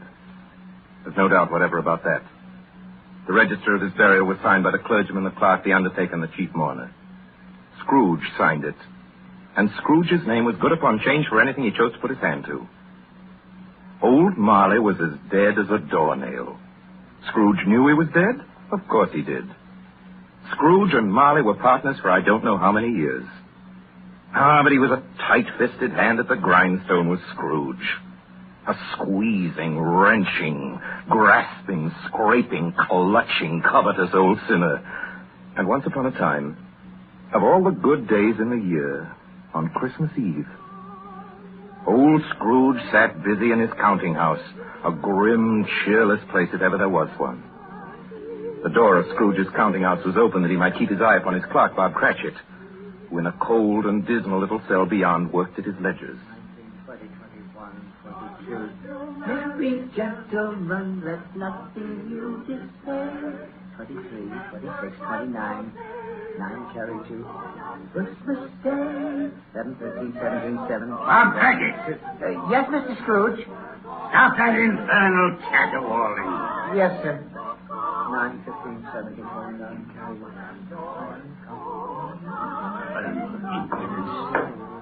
Singing their idiotic Christmas carols is my very door. Come on! Get away from my door! Go somewhere else and bellow your blasted carols or I'll give you in charge. Sorry, Governor. It's an old custom at Christmas time, you know. Yes, and I don't want any of your old customs. Take your fellow fools and go away. Christmas. Blah. Right, sir. Merry Christmas anyway, sir. Blah. Now you get that letter from Higgins and Blackthorn, Cratchit, and then I want you to finish posting this ledger. And after that, you can pop over to Fothergill's and tell Ephraim Fothergill you've come after the 17 shillings and 6pence he's owed me since Michaelmas. And tell him I shall have a constable over there if he doesn't pay up at once. Mr. Fothergill's wife has been ill, sir. Oh, what do I care about his wife? I want my 17 and 6. I just thought it being Christmas, sir. Christmas. You mention that word to me once more, Bob Cratchit, and I'll... Merry Christmas, Uncle. Merry Christmas, Bob. Merry Christmas, Mr. Grant. God save you, Uncle. Humbug. Christmas a humbug, Uncle. Now, I'm sure you don't mean that. I mean just that. Exactly that. Merry Christmas. What right have you to be merry? What reason have you? You're poor enough. Well, what right have you to be dismal about Christmas, Uncle? You're rich enough. Yeah. Now, Uncle, don't be cross. Well, what else can I be when I live in such a world of fools? What's Christmas to you but a time for paying bills without money? Merry Christmas. A time for finding yourself a year older and not an hour richer. If I could work my will, every idiot who goes about with Merry Christmas on his lips would be boiled with his own pudding and buried with a stake of holly through his heart. He should. Uncle? Now, nephew, keep Christmas in your own way and let me keep it in mine. Keep it? But you don't keep it, Uncle. Well, let me leave it alone, then. What do you want? A Christmas gift, I've no doubt. I came to wish you a Merry Christmas, Uncle. A Merry Christmas. Much good may Christmas do you. much good it ever has done you. There are many things from which I derive good, by which I have not profited materially, I dare say, Uncle. Christmas among the rest. But I have always thought of Christmas time as a good time. A kind, forgiving, charitable, pleasant time. And therefore, Uncle, though it has never put a scrap of gold or silver in my pocket, I believe it has done me good and will do me good. And I say, God bless it. God bless Christmas. Hurrah! Let me hear another sound out of you there, Bob Cratchit, and you'll keep your Christmas by losing your situation. Yes. And as to you, nephew, I wonder you don't go into Parliament. You talk enough nonsense. Oh, don't be angry, Uncle. I want nothing from you. I ask nothing of you. Why can't we be friends? Good afternoon. I'm sorry you feel that way. Well, I've tried. A Merry Christmas to you, Uncle. Good afternoon. And a Happy New Year, too.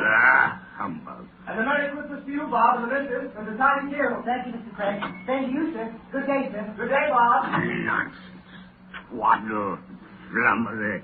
They're talking of Christmas and not 2 sixpences to jingle together in his trousers pocket. Hey, you there, Bob Cratchit. Come here. What are you doing there? Only putting a bit more coal in the fire, Mr. Scrooge. Seeing it's so cold in there, sir.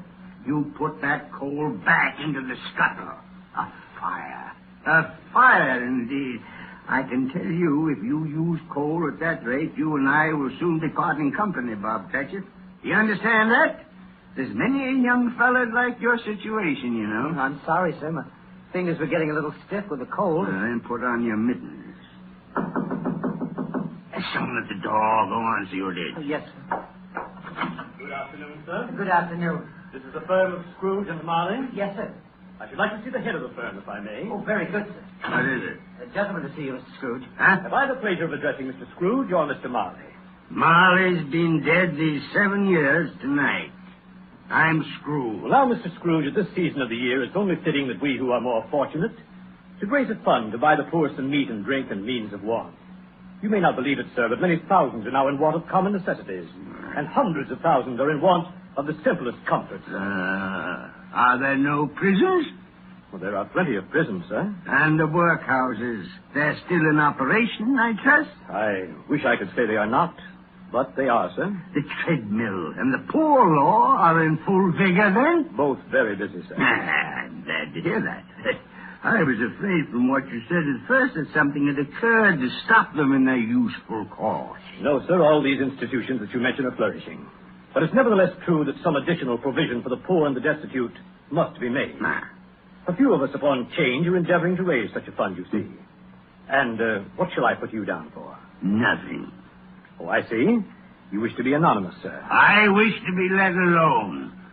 I don't make merry myself at Christmas time, and I can't afford to help make a lot of idle people merry. I help to support the establishments that take care of the poor. They cost enough. Let those who are badly off go there. Many can't go there, sir. And many would rather die. Then my advice to them is to do so and decrease the surplus population. Besides, I've only your word for it that all this is so. It's the truth, Mr. Scrooge. Well, so be it, then. It's not my business.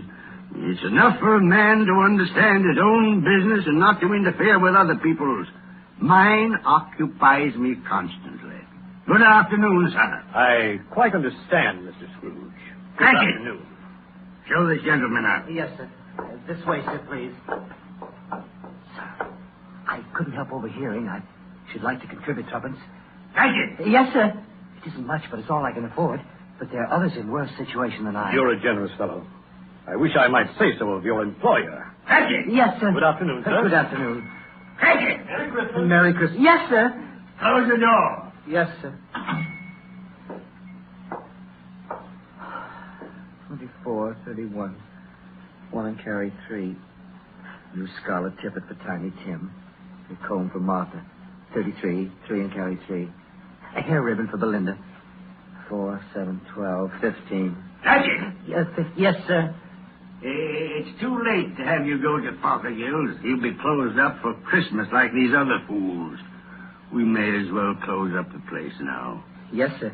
It is getting a little dark. Hard to see the figures. I suppose you want the entire day tomorrow. If it's quite convenient, sir. It's not convenient. And it's not fair, either. But I suppose I can't do anything about it. If I was to stop half a crown of your wages, you'd think yourself very ill-used, I'll be bound. Well, sir, Yeah, but you don't think me ill-used when I pay a day's wages for no work. It's only once a year, sir. Once a year. Once a year, indeed. A fine excuse for picking a man's pocket every 25th of December. But I suppose there's no good talking. You must have the whole day. Well, see that you're here all the earlier the next morning. You understand? Oh, I will, sir. I will indeed. Good night, sir, and Merry Christmas. Merry Christmas!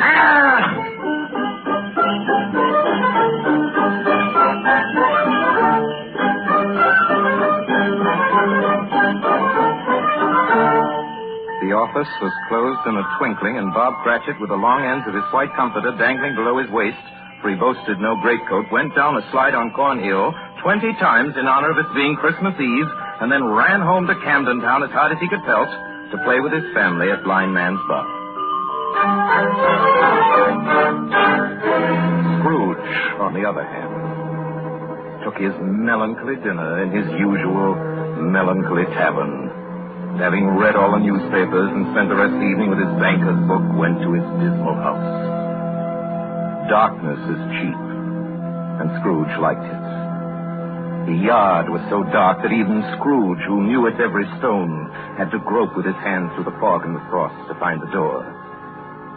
Scrooge walked through his rooms to see that all was right. Sitting room, bedroom, lumber room, all as they should be. Nobody under the table, nobody on the sofa, nobody under the bed, nobody in the closet. Closed the door. He locked himself in. He double-locked himself in. And took off his cravat, put on his dressing gown and slippers and his nightcap, and sat down before the fire to take his gruel.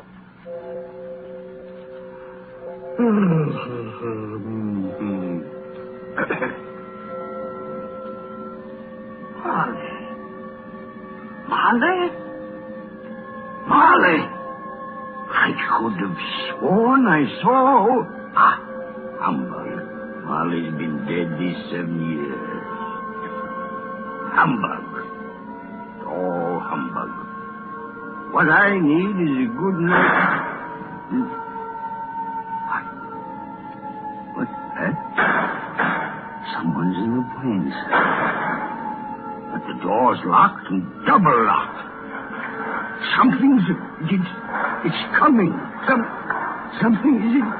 It's coming closer. Outside my door.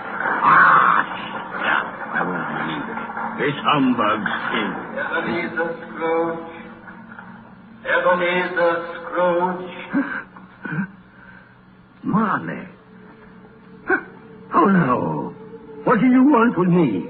I want much of you, Ebenezer. Who are you? Ask me who I was. You're very particular for a ghost. All right, then. Who were you? In life, I was your partner, Jacob Marley. Jacob Marley. But you're dead. You died 7 years ago. 7 years ago this very night. You are a ghost, then. What's wrong, Ebenezer? Don't you believe in me? I do not. You doubt your senses, Ebenezer? Yes. Because a little thing affects them. Slight disorder of the stomach makes them cheats. You can't be a ghost. You may be an undigested bit of beef, or a blot of mustard, or a crumb of cheese, a fragment of an underdone potato. There may be more gravy than grave about you, whatever you are. Humbug, I tell you. Humbug.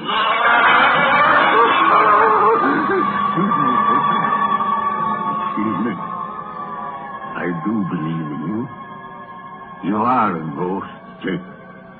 Thank you. But why do you walk the earth, Jacob?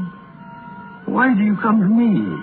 It is required of every man that the spirit within him should walk abroad among his fellow men and travel far and wide to witness what it cannot share, but might have shared on earth and turns to habits. Well, tell me, Jacob, what is that chain you wear around you? I wear the chain I forged in life. I made it link by link and yard by yard by my own free wills. Is its pattern strange to you, Ebenezer?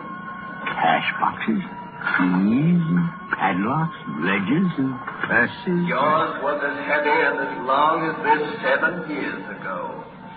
You haven't labored on it since, Ebenezer. Oh, Jacob. Speak comfort to me, Jacob. Comfort I have none to give. I cannot rest. I cannot stay. I cannot linger. Weary journeys lie before me. You travel far? Yes, Ebenezer. On the wings of the wind. 7 years dead and traveling all the time? 7 years, Ebenezer. 7 years of remorse. Ebenezer, do you know that no space of regret can make amends for one life's opportunities misused? But you were always a good man of business, Jacob. Business? Mankind was my business. Charity, mercy, benevolence, they were all my business. The dealings of my trade were but a drop of water in the comprehensive ocean of my business. Oh, Jacob, don't take on so now. Jacob. Listen to me, Ebenezer. I listen to you, Jacob. Go on, Jacob, now. Speak to me, but don't be so flowery. Ebenezer, I am here to warn you that you have yet a chance and hope of escaping my fate. Do you hear that, Ebenezer? Yes, Jacob. Yes, you always were a good friend to me, Jacob. Thanks, Jacob. But go on. How shall I escape? Oh, I'm afraid, Jacob. You will be haunted by free spirits. Is that the only chance and hope, Jacob? It is your only chance and hope. Well, then I think I'd rather not. Without their visits, you cannot hope to shun the path I tread. Expect the first tomorrow. When the bell tolls 1. Couldn't I take them all at once and have it over, Jacob? Ebenezer, look that for your own sake you remember what has passed between us. And remember, when the bell tolls 1, look for the first spirit. Marley! Jacob, Marley!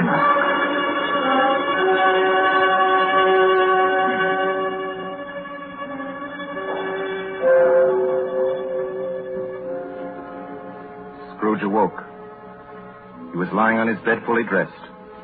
Suddenly the curtains of his bed were drawn aside, and Scrooge found himself face to face with the unearthly visitor who drew them as close to it as I am now to you. And I am standing in the spirit at your elbow. It was a strange figure, like a child. Yet not so like a child as like an old man. Its hair, which hung about its neck and down its back, was white as if with age. And yet the face had not a wrinkle in it, and the tenderest bloom was on the skin. The arms were long and muscular, the hands the same, as if its hold were of uncommon strength. Ebenezer Scrooge. Who's that? Ebenezer Scrooge, I have come for you. Are you the spirit, sir, whose coming was foretold me? I am that spirit. What are you? I am the ghost of Christmas past. Long past? No, your past. But what do you want of me? What brings you here to haunt me? Your welfare, Ebenezer Scrooge. Rise and walk with me. Oh, no, not out of the window. I can't do that. I'll fall down. I'm not a spirit. I'm mortal, and I'll fall. Bear but a touch of my hand upon your heart, and you shall be upheld in more than this. Come, follow me.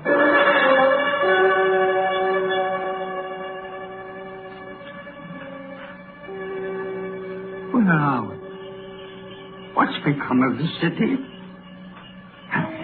There's snow upon the ground. Where are we? These are the shadows of the things that have been. You recognize this countryside? Oh, I know every inch of it. Every rock, every tree. And that bleak building over there? Ah, that building. I was a boy there. Yes, I went to school in that horrible place. Do you recollect that past? I could walk it blindfold. Strange you should forget it so many years. Come, let us go closer. Look through the window into that cold, barren room. What do you see, Ebenezer Scrooge? I see a boy. A solitary child, neglected by his family, alone. Yes, I see. I know that boy. Oh, I was so lonely. Poor boy. Your lip is trembling, Scrooge. And what is that on your cheek? It's nothing. Nothing at all. I wish it's too late now. What's the matter? Nothing. The waits came to my door singing Christmas carols last night, and there was a boy like that among them. A poor, pale, thin little boy in a ragged coat. I should like to have given him something, that's all. Is that all?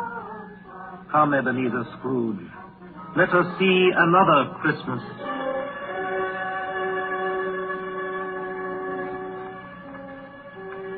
Do you know this place, Ebenezer Scrooge? Know it? Why, this is the counting house where I was apprentice. Listen.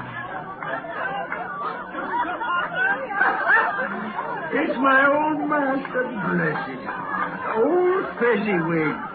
My master, alive again. And hosted one of his Christmas parties. Listen to him. Thread the needle and back to your places. And there's Dick Wilkins. Poor Dick. Dear. Yes, and look, there's Mrs. Fezziwig herself, looking younger than any of them. And the tables all loaded with roast and cider, mince pie and beer. Oh, what a jolly time we used to have. That carefree young man with a light heart and a gay smile. Do you recognize him? Yes. Merciful heaven. How happy I was then. A small matter for old Fezziwig to make those silly folk so full of joy. Small matter? Small indeed. Isn't it? He has spent only a few pounds of your mortal money. Is that so much that he deserves praise? It's not that, Spirit. Old Fezziwig has the power to make us happy or unhappy, to make our service light or heavy. His power lies in words and looks and in things so tiny that it's impossible to count them up. The happiness he gives is quite as great as if it cost What is the matter? Oh, nothing at all, Spirit. Something, I think. No. Speak. Well, only it's just that I should like to be able to say a word or two to my clerk, Bob Cratchit. That's all.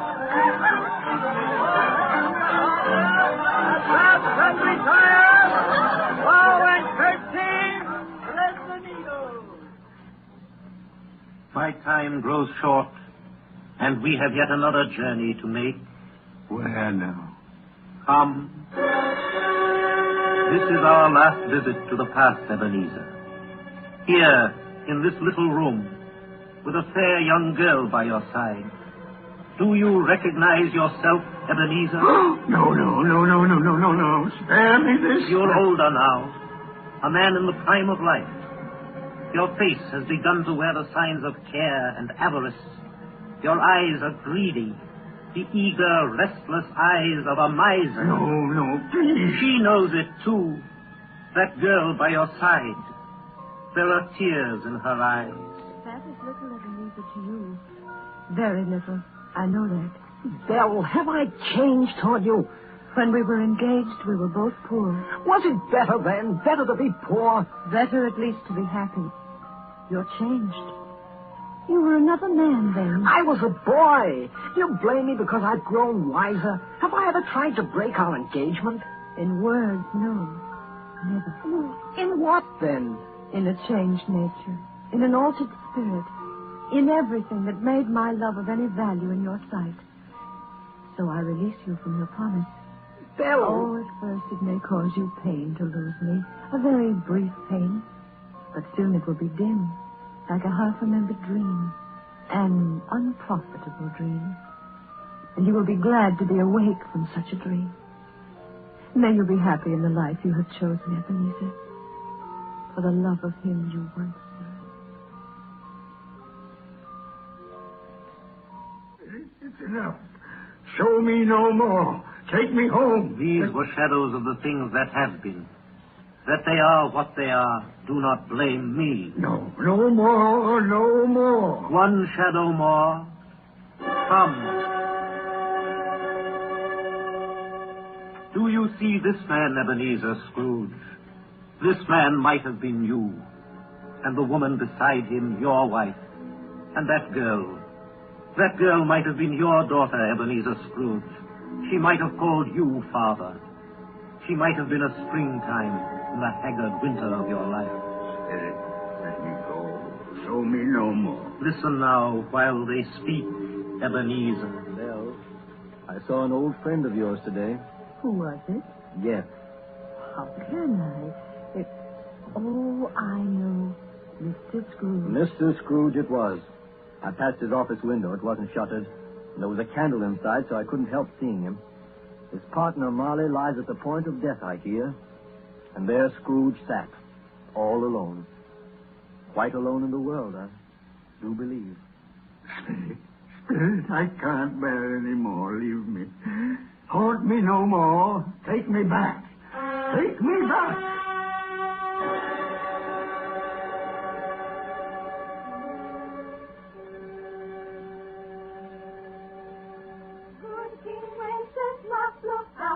On the feast of Stephen, when the snow lay round about, deep and crisp and even. You are listening to the Campbell Playhouse, bringing you tonight the 5th annual presentation of Charles Dickens' A Christmas Carol, produced by Orson Welles and starring Lionel Barrymore as Scrooge. This is the Columbia Broadcasting System. This is the WBBM Air Theater, Wrigley Building, Chicago. When we bear them children, sing and monarch, forth they went together. Through the rude wind while the men and the bitter weather. And now, back to the Campbell Playhouse and our 5th annual presentation of A Christmas Carol. A Christmas present from the makers of Campbell's Soups.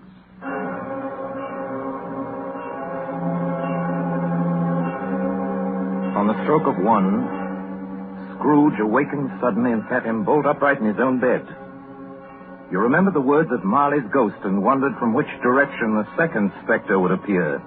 At that moment, nothing between a baby and a rhinoceros would have astonished him very much. Now, being prepared for almost anything, he was not by any means prepared for nothing. And consequently, when no shape appeared, he was taken with a violent fit of trembling. 5 minutes, 10 minutes, a quarter of an hour went by, yet nothing came. Then, as he sat in his bed, he became aware gradually of a great blaze of ruddy light that seemed to shine upon him from the adjoining room. He got up softly and shuffled in his slippers to the door. It was his own sitting room. No doubt about that. But it had undergone a surprising transformation.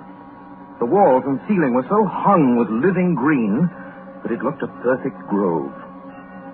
From every part of which bright, gleaming berries glistened, and such a mighty blaze went roaring up the chimney as had never been known in Scrooge's time, or for many and many a winter season gone. Heaped up on the floor to form a kind of throne were turkeys, geese, game, poultry, great joints of meat, sucking pigs, long wreaths of sausages, mince pies, plum puddings, barrels of oysters, red-hot chestnuts, and seething bowls of punch that made the chamber dim with their delicious steam. In easy state upon this couch, there sat a jolly giant, glorious to see, who bore a glowing torch in shape not unlike Prentice horn, and held it up, high up to shed its light on Scrooge as he came peeping round the door. Come in, Ebenezer Scrooge, and know me better, man. You? I am the ghost of Christmas present. Look upon me. You've never seen the like of me before. You're different from the other spirit. You're tall, almost a giant. That great torch you carry. Its light falls into the homes of rich and poor alike.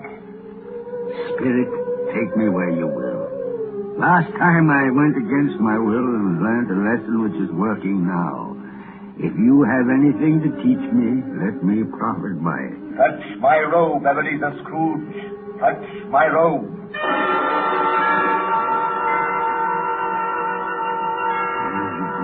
Spirit? An humble dwelling, an humble street. It's miserable enough. Yet there is happiness there. Who are these people? Who's that woman and the children? These are the family of your clerk, Bob Cratchit. He is wife, dressed in a twice-turned gown, but brave in ribbon, laying the table for their Christmas dinner. And there, assisting her, is their daughter Belinda, and the young man with a fork in the stuffing. That's Master Peter Cratchit, and the two little Cratchits. Listen, Scrooge. Dear Martha, Mother. Bless your heart alive, Martha, my dear. Merry Christmas to you. Merry Christmas, Mother. Merry Christmas. How late you are, my dear. Oh, we'd a deal of work to finish up last night, and we had to clear away this morning. Well, never mind so long as you're here now. Sit you down before the fire and have a warm. Lord bless you. Where's Father? He's been to church with Tiny Tim. They'll be along directly. How is Tiny Tim, Mother? Any better at all? Sometimes I think he is. And sometimes I think, oh, dear God, if anything should happen to Tiny Tim. Mother, you mustn't even think of such a thing. Here they are! Tiny Tim. Martha, welcome, my dear. Merry Christmas, Father. And Tim. Merry Christmas, Martha. Oh, Tim, you darling. Oh, Father, I'm so glad to be home. And we're so glad to have you, Martha. And how did little Tim behave in church, Bob? Oh, as good as gold and better. Oh, I like church, Mother. Oh, they sang the nicest songs. I hope people saw me there. Saw you there? And why, Tim? Well, don't you see? Because I'm lame. And if they saw my crutch, it might be pleasant for them to remember on Christmas who it was made lame beggars walk and blind men see. Oh, bless you, my son. Are we ready to eat, Mother? Come on, let's eat. Yes, children, we're all ready. Here we come. Come, take your places now. And wait your turn. There's plenty of stuffing and dressing and plum pudding for all of us. Martha, you take care of Tiny Tim and see that he eats plenty. He must get strong and well. Now, just sit down, everyone. And now, my dears, shall we say grace? Spirit, Our Father who art in tell me if Tiny Tim will live. I see a vacant seat in the poor chimney corner, and the crutch without an owner carefully preserved. Oh, no, kind Spirit. Say he'll be spared. Say he'll live. If these shadows remain unaltered by the future Ebenezer, the child will die. And now, my dears, with such a dinner, a toast. A Merry Christmas to us all, and God bless us. God bless us, everyone. And now to Mr. Scrooge. I'll give you a toast to Mr. Scrooge, the founder of the feast. The founder of the feast, indeed, who pays you all of 15 shillings a week. I wish I had him here. I'd give him a piece of my mind to feast on, and I hope he'd have a good appetite for it. Oh, my dear, the children, Christmas Day. Yes, it should be Christmas Day, I'm sure, on which one drinks the health of such an odious, stingy, unfeeling man as Mr. Scrooge. You know he is, Bob. Nobody knows it better than you, poor fellow. My dear, Christmas Day. I'll drink his health for your sake and the day's, not for his. Long life to him. A Merry Christmas and a Happy New Year. He'll be very merry and very happy, I have no doubt. And I say God bless him too, Mother, and everyone.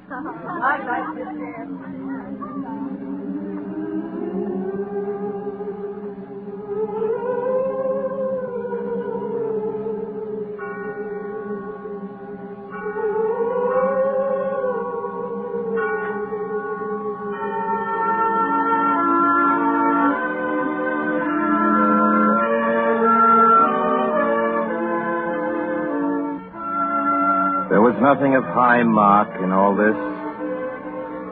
They were not a handsome family, these Cratchits. They were not well dressed. Their shoes were far from being waterproof. Their clothes were scanty and had known, very likely, the insides of a pawnbroker's. But they were happy, grateful, pleased with one another, and contented with the times. When at last they faded, Scrooge had his eye upon them, and especially on Tiny Tim until the last. Many calls Scrooge made that night with a ghost of Christmas presents. Down among the miners they went who labor in the bowels of the earth, and out to sea among the sailors at their watch, dark, ghostly figures in their several stations.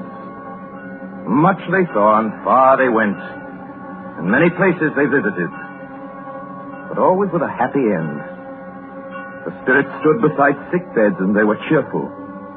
On foreign lands, and they were close at home. By poverty, and it was rich.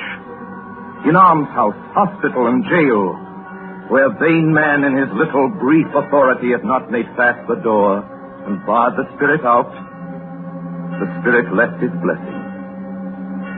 It was a long night, if it was only a night. And it was strange, too, that while Scrooge remained unaltered in his outward form, the ghost grew older. Clearly older. My life upon this globe is very brief, Ebenezer. It ends tonight. Tonight? Tonight at midnight. Hark. The hour has come. Oh, no, not yet. Not yet. There are still more things I wish to learn. These you will learn from still another spirit. Still another spirit, Ebenezer. Scrooge looked about him for the ghost that had vanished, and he found himself once more in his bed in his dressing gown and his nightcap on his head. He heard the clock strike, and then he remembered the prediction of old Jacob Marley. And lifting up his eyes, beheld the third spirit.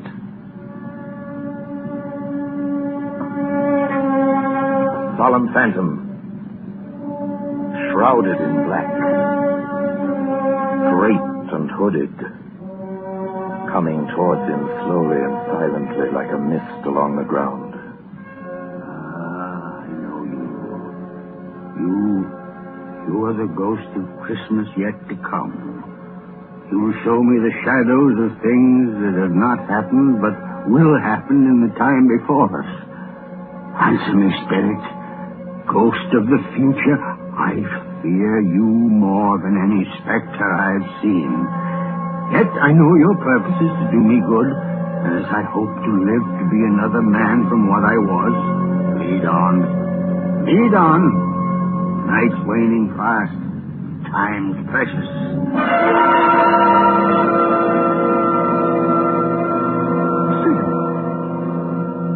Why, have you brought me here again? Here to Bob Cratchit's home? But it's not the same. Why is it so quiet? So very quiet here. Mother. Mother, please. Oh, my son. My little son. Tiny Tim. I loved him so. Oh, Mother, dear, you mustn't. It's almost time for Father to be home. Don't let him see you crying. Yes. Yes, Mother. He's late tonight. He walks slower than he used to. And yet I've known him to walk very fast indeed with Tiny Tim on his shoulders. So have I, Mother. But he was light to carry. And his father loved him so that it was no trouble. No trouble at all. Bob. Good evening, my dear. You're late, Bob. Yes, I'm sorry, my dear. I went to the churchyard today. I wish you could have gone with me. You've done your heart good to see how sweet and green a place it is. But you'll see it often, I promised him. Yes, I promised Tiny Tim we'd walk there on a Sunday. Father, dear. It's God's will, Bob. I'm trying to understand it, my dear. My son, my little son, Tiny Tim. And I loved him so. Oh, that's cruel. Cruel. Spirit.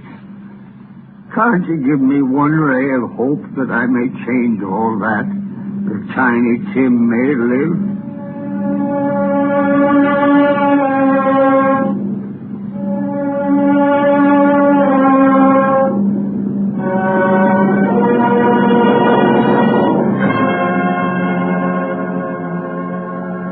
Where are you taking me now? Here? On a common street spirit? What is there for me to learn here? Who are those men? I don't know much about it.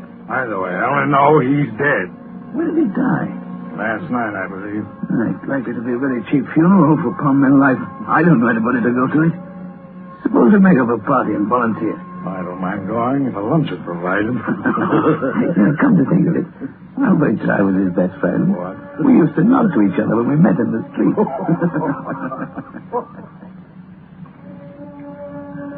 Spirit, tell me, who is this man that died? Is there no one to mourn the poor creature? No one to follow him to the grave? Perhaps they'll give him a green grave at least, like poor Tiny Tim. Perhaps... Where are we now? Merciful heaven, a churchyard.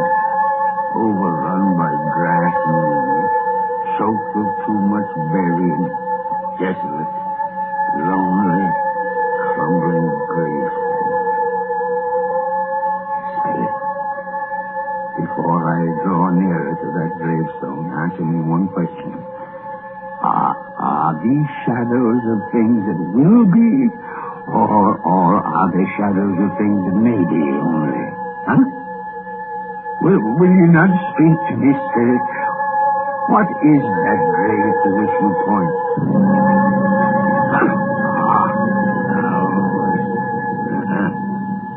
There's writing on that stone. The name on the gravestone is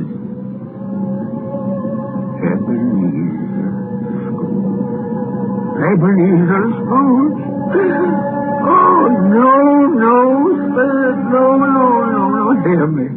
I'm not the man I was. Why show me this if I'm past all hope? Tell me that I can change these dreadful shadows you've shown me by an altered life. I'll honor Christmas in my heart. I'll try to keep it all the year. I'll live in the past, the present, and the future, and I'll not shut out the lessons that they teach.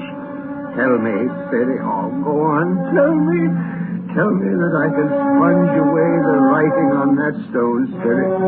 I beg you, Spirit. I beg you.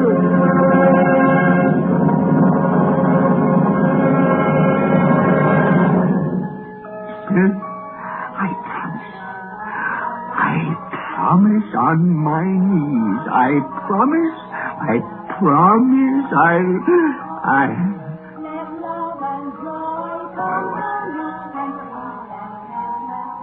It's my own bed. Oh, I'm home. In my own bed.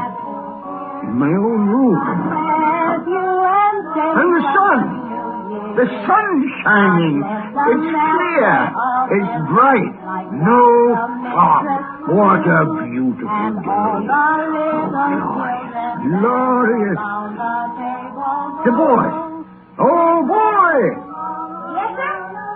Boy, what's today? What's that, sir? Well, what day is it, my fine fellow? Today? Why, it's Christmas Day. Ha-ha! Christmas Day! Then I haven't missed it. The spirits have done it all in one night. All in one night. Heaven be praised. How's that, sir? Listen, my lad. You know where the poultery is in the next street? I should say I do. Ha! Intelligent boy. A remarkable boy. Tell me, do you know if they sold the prize turkey that was hanging in the window? The one as big as me? What a delightful boy. It's a pleasure to talk to you. Yes, my buck? It's hanging there now, sir. That's wonderful. Go around, will you? And tell him to send it to Bob Cratchit and his family on Broad Street. And mind you, they're not to know who paid for it. Go along. Hurry, my lad. Here, wait a minute. Here's £0.50 for your trouble. Yes, sir. Yes, sir, and a Merry Christmas, sir. And a Merry Christmas to you, my boy. Oh, I don't know what to do. I'm as light as a feather, as happy as an angel. I'm as merry as a schoolboy. Merry Christmas! A Merry Christmas to everybody. A Happy New Year to all the world. Woo!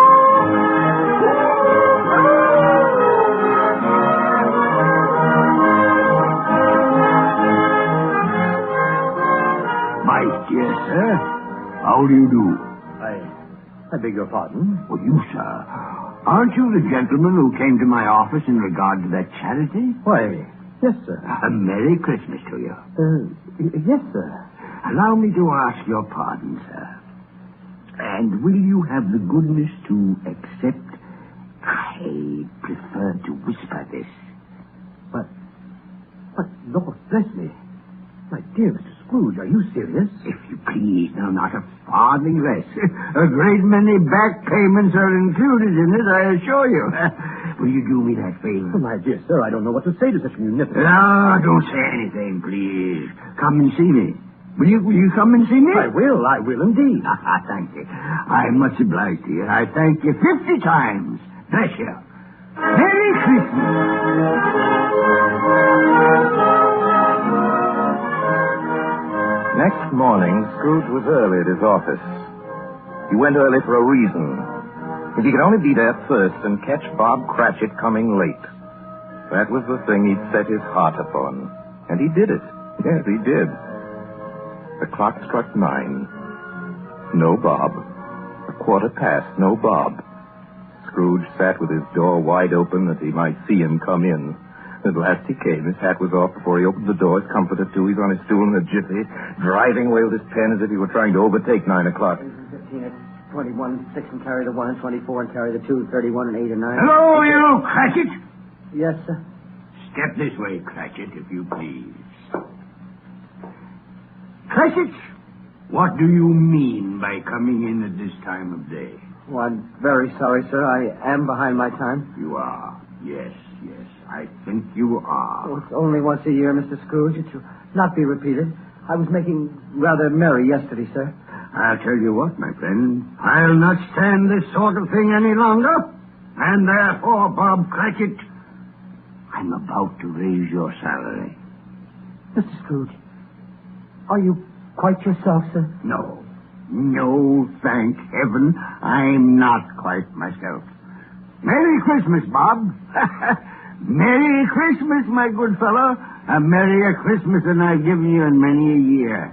I shall raise your salary, and we'll see what we can do for Tiny Tim and the rest of your family. Huh? We'll discuss it this very afternoon over a Christmas bowl of smoking bishop. Bob, make a fire. Make it up, and buy another coal scuttle before you dot another I, Bob Cratchit.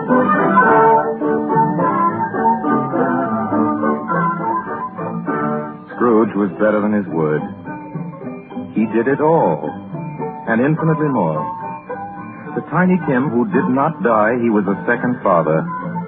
He became as good a friend, as good a master, and as good a man as the good old city knew, or any other good old city, town, or borough in the good old world. Some people laughed to see the alteration in him, but he let them laugh. Little heeded them. His own heart laughed. That was quite enough for him. He had no further intercourse with spirits, but lived upon the total abstinence principle ever afterwards, and it was always said of him that he knew how to keep Christmas well if any man alive possessed the knowledge. May that be truly said of us, of all of us. And so, as Tiny Tim observed, God bless us, everyone. Joy to the world, the Lord is come. Let every sea her King. Let every heart sing merry tune. And heaven sing her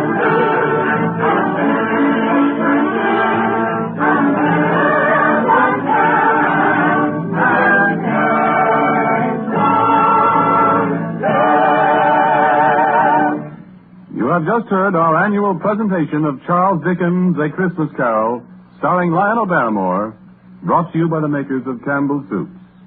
And now here is Orson Welles. Ladies and gentlemen, at this point in the program, it's my custom, as you know, to present you with a few words of introduction, our guest of the evening. With your consent, I shall dispense with this tonight. To introduce tonight's guest to the Campbell Playhouse audience, or to any American audience, is an extravagant and superfluous procedure. For if ever an actor has won for himself a lasting place in the hearts of his fellow countrymen through years of unsparing and inspiring service, that actor is Lionel Barrymore. Mr. Lionel Barrymore. Oh, thank you, Orson Welles. Good evening, ladies and gentlemen. Well, this is the 4th year I've had the pleasure of appearing in the Christmas Carol here on the Campbell Playhouse, and I assure you all it's a pleasure that never tires. As long as I can remember, this has been one of my favorite stories. When we were children, it was read to us regularly at this time of year, as it is to many millions of children right now. And like many of them, I'm sure, the three of us, Ethel, Jack, and I, with the aid of a sheet and some old ironware, made a play of it. As I remember, we had 3 Scrooges in that production. Who played Tiny Tim? I think we had 3 Tiny Tims, too.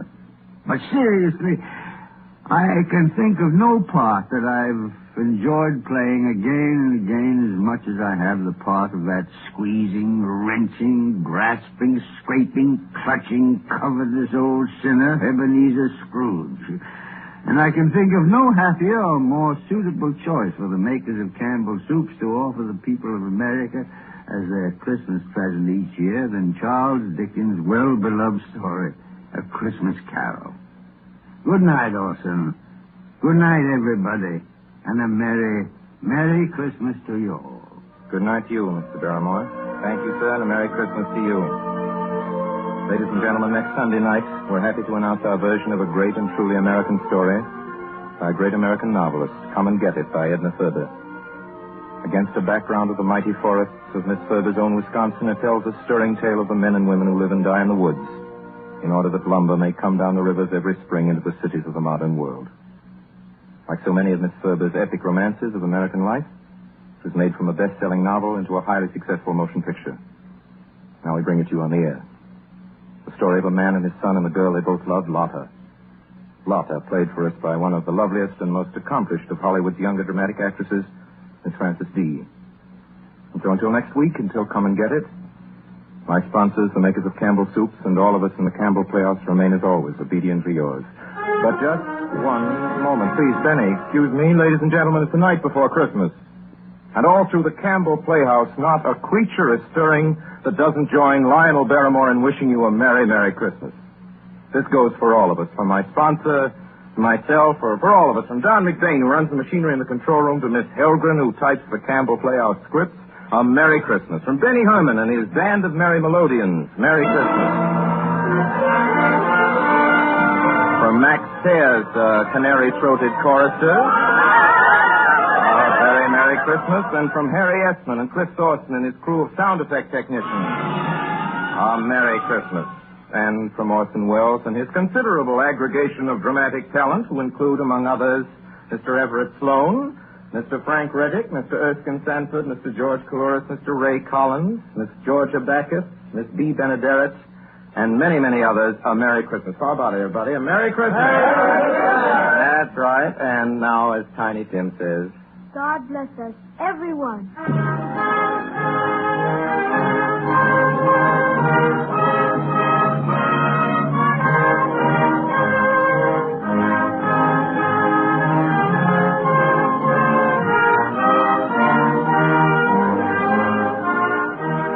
The makers of Campbell Soups join Orson Welles in inviting you to be with us in the Campbell Playhouse again next Sunday evening when we bring you Edna Ferber's Come and Get It with Miss Frances D. as our guest.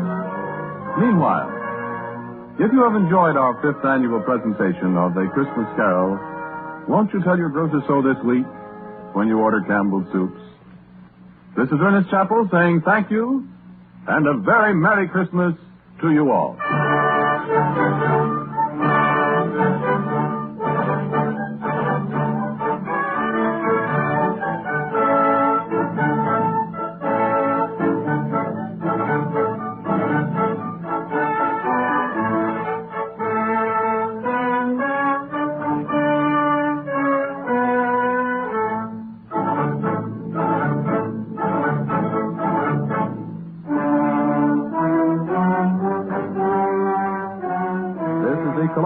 America, broadcasting system.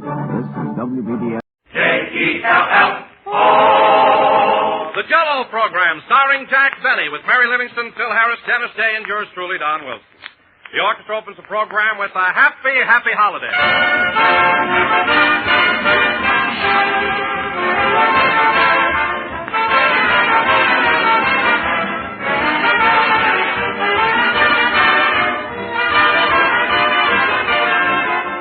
It was the night before Christmas. I sat by the fire. I filled up my pipe, turned the radio higher. The hour was 12 by the clock on the stair. A few moments more, and St. Nick would be there. When out on the airwaves there rose such a clatter, I grabbed for the dial to see what was the matter. And what to my wondering ears should I hear but the sound of sleigh bells and a voice ringing clear. Now strawberry, now raspberry, now lemon and lime. On cherry, on orange, we haven't much time. A noise on the roof, and then, quick as a flash, out of the radio, burst with a crash, a gay-looking, cheerful, and merry-faced fellow, shaking with laughs like a bowl full of Jell-O. He spoke not a word, but working like Ned, filled all the stockings. Then, turning his head, he gave me a wink as he shook his white beard. Then, back in the radio, he disappeared. He sprang to his sleigh, and he gave a loud cry, and away they all flew like snow in the sky. But I heard him call back as he raced down the glen, "Merry Christmas, dear people. Merry Christmas again."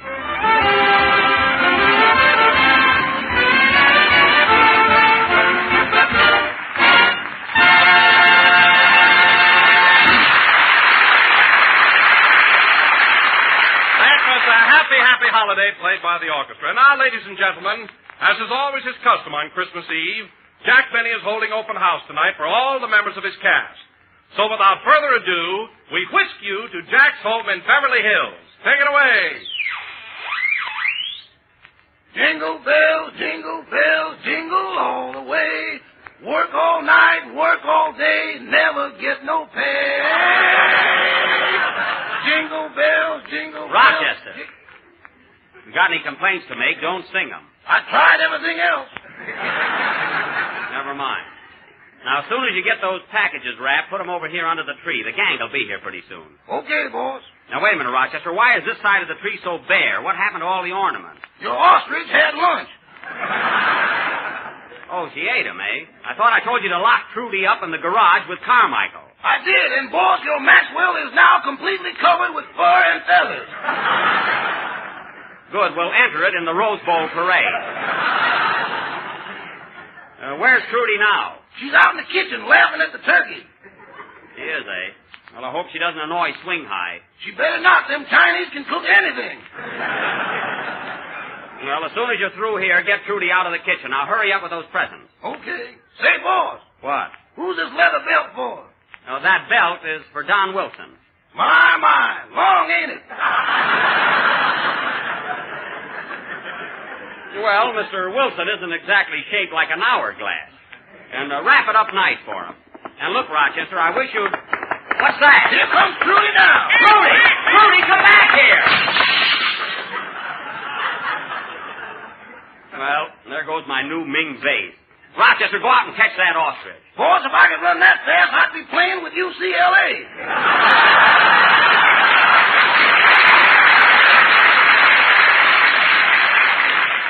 Well, I'm not going to have Trudy running through the house.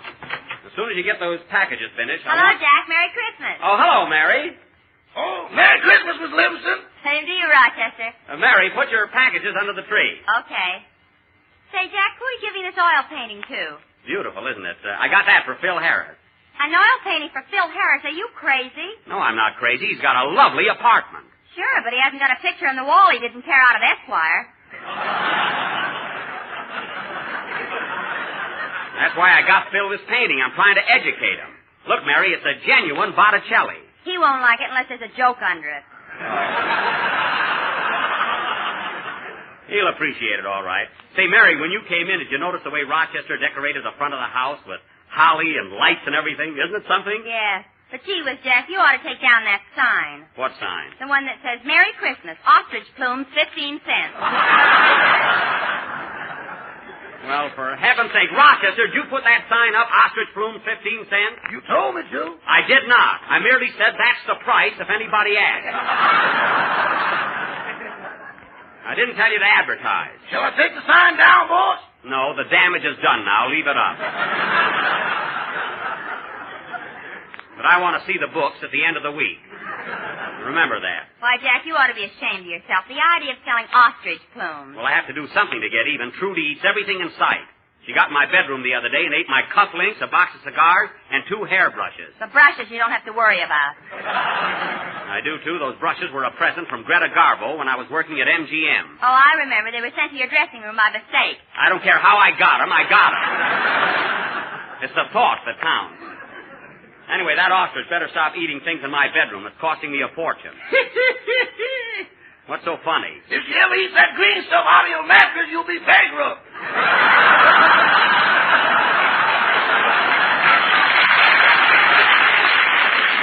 Rochester, to hear you talk, you think I kept my entire life savings in my mattress. Uh-huh. Well, I don't.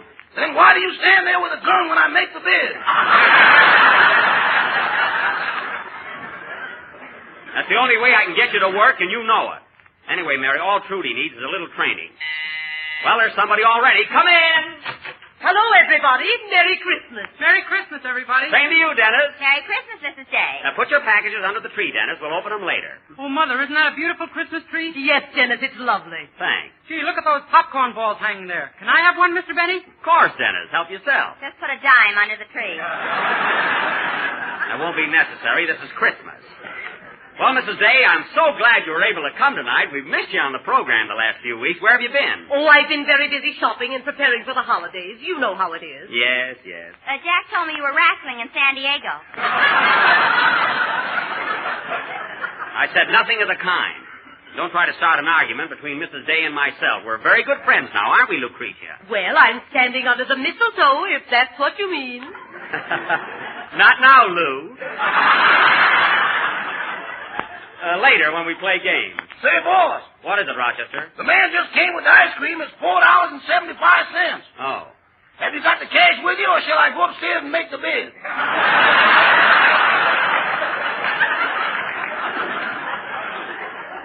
Never mind. Here's $5. Let him keep the change. The whole quarter? Yes. Boss, while you're in this mood, I'd like to have a little talk with you. Never mind. Give the man the money. Now, Mrs. Day, you'll have to excuse me. I still got to wrap up a few more packages. Do you mind? Not at all. I'll be glad to help you. Well, thank you. And, Dennis, while we're working, how about singing something for us to brighten things up? You know any Christmas carols? Oh, sure. Lots of them. Good. Let's hear one. Just a second. There's someone at the door. Come in.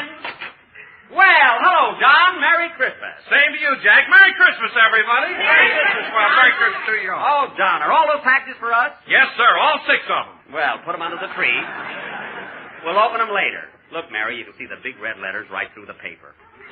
Here, Rochester, hang up Mr. Wilson's hat. Yes, sir. Happy Yuletide, Mr. Wilson. Well, the same to you, Rochester, and here's a little gift for you. Oh, thank you, Mr. Wilson. Thank you. Looks like a bottle. Yes, Rochester, it is. It's hair tonic. Oh.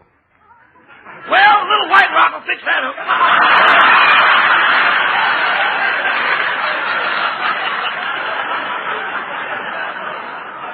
Put it under the tree. You can have it later.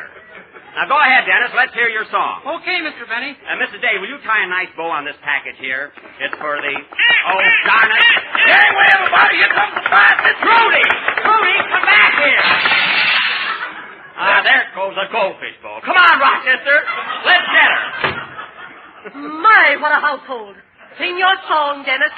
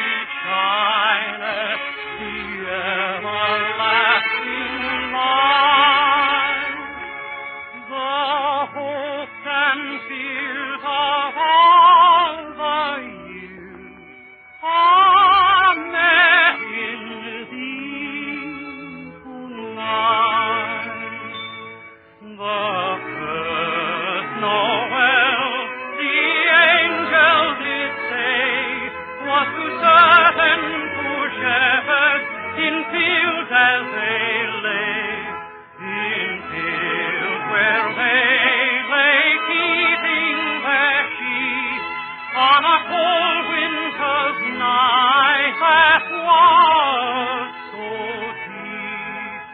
Noel, Noel, Noel, Noel, one is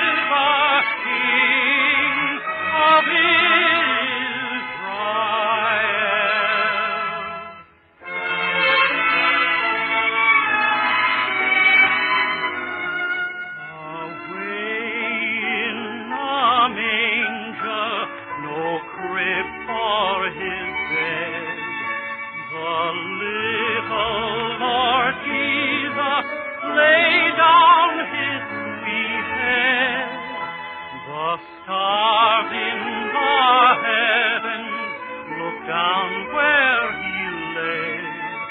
The little Lord Jesus asleep in the hay. The cattle are lowing the poor babe away, but little Lord Jesus no crying he made. I love thee, Lord Jesus. Look down from the sky and stay by my cradle to watch lullaby.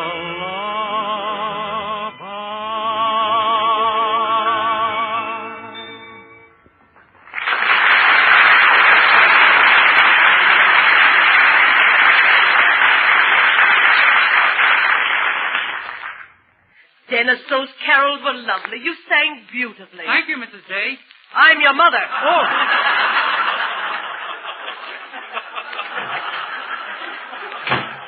Well, that's that. Did you catch Trudy? Yes, and Rochester's putting her in the basement. She won't bother us again. Say, I wish Phil and Andy'd get here. I'm getting hungry. Me too. What are we going to have, Jack? We're going to have turkey hash, Don. Delicious turkey hash. Uh-oh. What are you owing about? They didn't move Thanksgiving back far enough.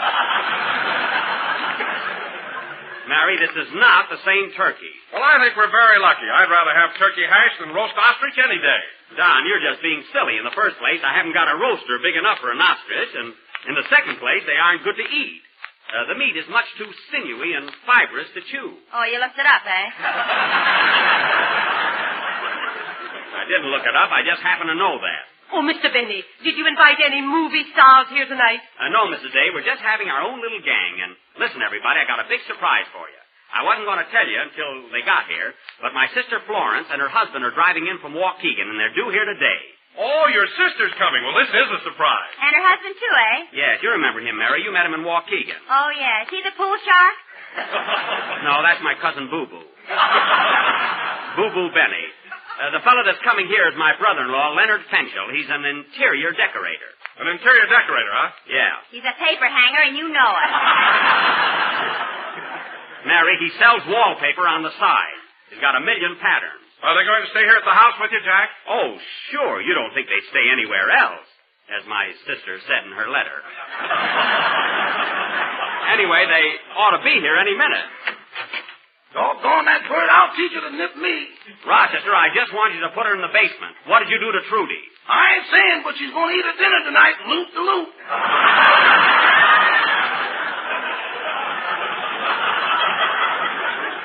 Rochester, did you tie a knot in her neck again? Did you? Well, Rochester, did you tie a knot in Trudy's neck? Just plain, no bow.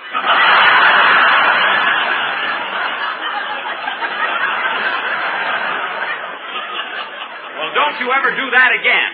Now go downstairs and untie her before she chokes. Now hurry. Okay, boss. I wish I knew a detour. Rochester, I don't know what's the matter with that guy. Every time I get a pet, he has to... Come in, come in. Hiya, Jackson. Merry Christmas, everybody. Hello, Phil. Well, Phil, I'm glad you brought all your boys with you. Come on in, men. Hey, put all your presents under the tree, fellas. Oh, Jack, the orchestra boys are here, and you've got to buy presents for them. I did not. I got them a lovely gift. It's a very practical and something they can all use. I'll bet it's a roller towel.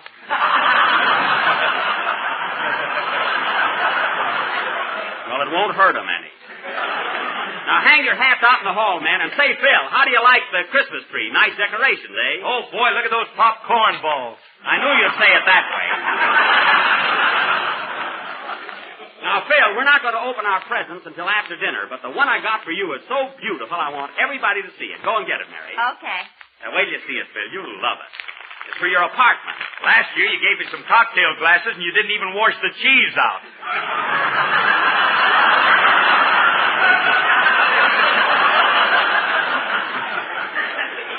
Well, I was rushed. Here you are, Phil. Yep, there you are, Phil. A beautiful oil painting. And it's for you. Keep it. You're welcome. Now, wait a minute. Phil, you don't realize that this is a masterpiece, a work of art. Maybe you should have taken the calendar off. There's no calendar on it. Look, Phil, this painting is The Birth of Venus by Botticelli. I don't care if it's Whistler's wife. I don't want it. That's Whistler's mother.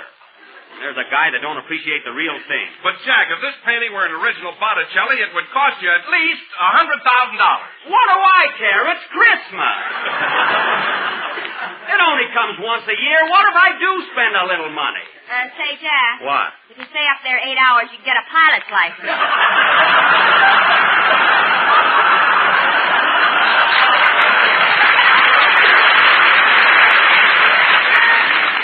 Well, all right. If that's the way you all feel about it, I'll keep it myself. Go out of my way to get an unusual present. Come in. Say, does Jack Benny live here? Hello, Jack. Florence Leonard. Well, I thought you'd never get here. Florence, darling, how are you? Gee whiz. Oh, you're looking grand, Jack. You do, too, and so does Leonard. Yeah, I'm fine. You're putting on a little weight, ain't you, Droopy? Oh, a little here and there. Well, you're eating more regular now. Oh, fellas, this is my sister Florence and her husband Leonard. How do you do? Oh, you look beautiful. Well, Florence, how's Dad and Cousin Boo Boo and everybody? Oh, they're fine. Everybody's swell. That's good. Hey, Leonard, how do you like my new house? Pretty classy, eh? The wallpaper stinks. Oh, it does, eh? Say, Florence, this is your first trip out to Hollywood, isn't it? Yes, and I'm so happy for Leonard. He's just dying to meet all the movie stars. So is Jack. They ought to get together.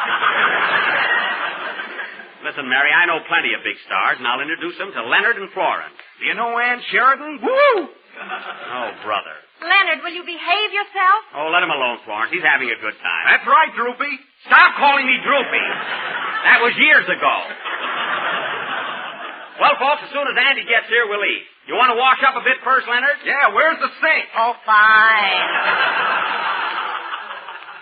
Leonard, you can clean up in my room, and I'll take you there in a minute.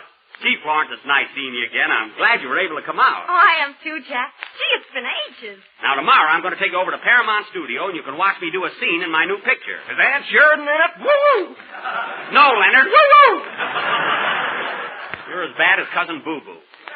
Yeah, I wish Andy'd get here. I'm hungry. Me too. Why don't we eat now, Jack? All right, let's do that. When Andy comes, he can join us. Come on, fellas. Let's all go in the dining room. Hey, Leonard, what are you doing back there? Look at this wallpaper. It don't hang right. Leave it alone. It's all right. No, it's too loose. Look. Leonard, please. You're here on a vacation. I'll have to have that wall redone. Well, come on, fellas. Let's eat. See who that is, Rochester. That must be Mr. Devine. Come in. Come in. Rudy, stay out of the dining room. Don't throw that apple in the air. Rudy! Well, there goes my china closet. Rochester, lock her up in the garage with Carmichael. Okay, boy. Come on, folks, let's eat.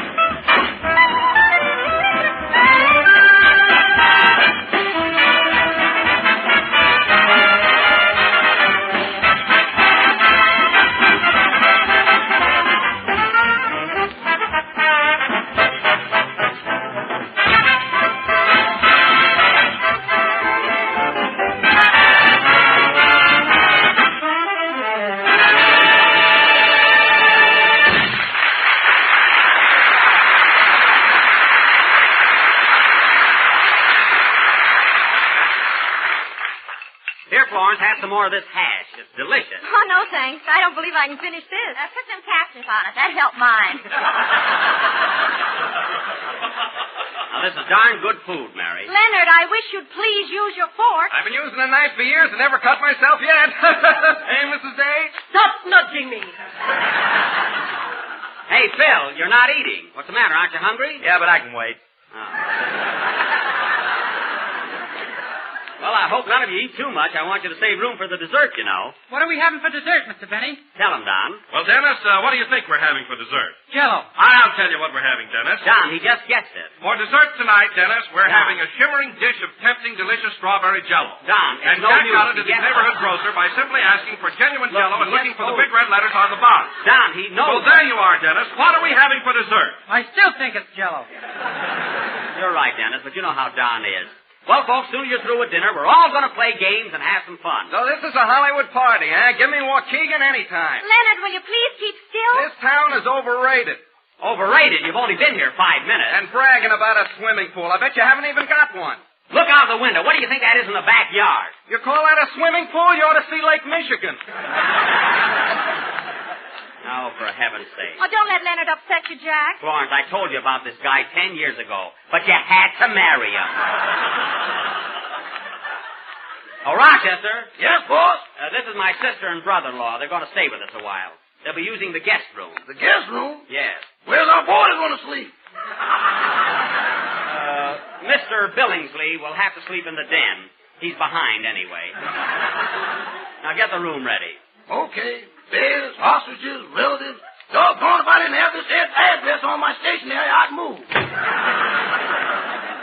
And it's fancy stationery with a crest on it yet.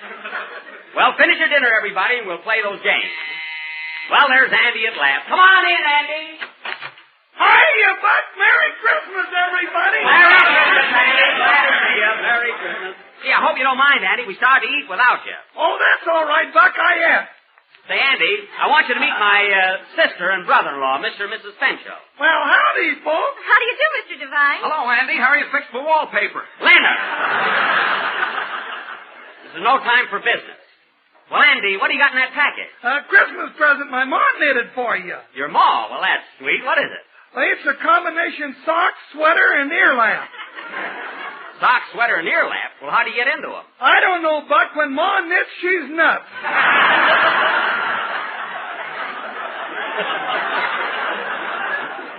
Oh, I guess you're right. She knitted Pa snood for his beard.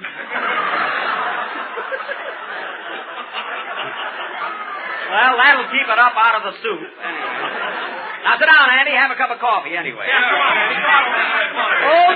thanks. Say, Buck, before I forget it, did you hear Fred Allen Wednesday night? No, I didn't, Andy. What did he say? Sure ripped you about that picture you two are going to make together. What picture? I'm making one right now. I heard him too, Jack. He's talking about your next picture. Didn't you know about it? Oh, that's a lot of baloney. No, it isn't, Jack. All the papers carried the story. It said that you and Fred Allen are going to do a picture together, and Mark Sandrich is directing it. Mark Sandrich? Why, he's directing the one I'm making now. Yes, and he's going to direct your next one with Fred Allen. Oh, no, he isn't. I wouldn't make a tintype with that guy. Imagine me making a picture with Allen.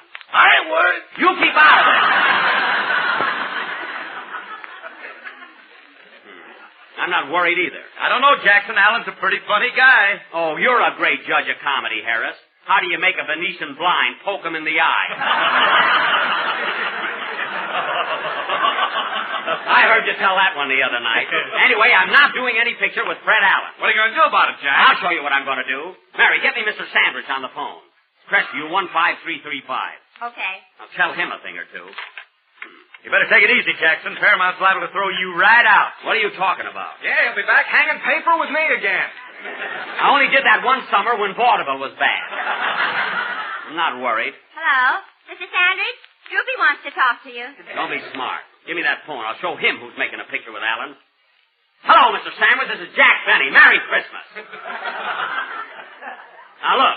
What's the story going around about my making a picture with Fred Allen? Well, I'm doing nothing of the kind. Now, look, Mr. Sandrich. Good evening, Mr. Benny. Oh, Mr. Billingsley, you'll sleep in the den until further notice. Very well. Good night. Good night. Now, look, Mr. Sandrich. Now, look, I'm not through with the picture I'm making now.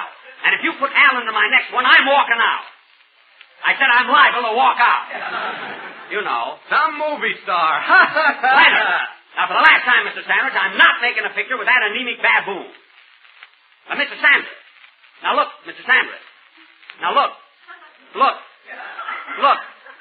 Look. Light, click, Saturday Evening Post. Mary, please. Now, look, Mr. Sanders. Ask if he needs any wallpaper. Do you need any wallpaper? Oh, shut up, Leonard. Not you. That's my brother-in-law. Now, Mr. Sanders, my objection to making a picture with Alan is this. In the first place... Now, look, Mr. Here's Sanders. some shooting, boy. Trudy, well, get her out of here. Now, in the first place, Mr. Sanders... And Carmichael's after. Carmichael, separate him, Rochester. Now, in the first place, Mr. Trudy, Mr. Sanders. In the first place, Carmichael, leave Trudy alone. Trudy, come back here. Rochester, do something. Trudy, Carmichael. Look, Mr. Sanders. My objection to making a picture with Fred Allen. Now, Mr. Sanders.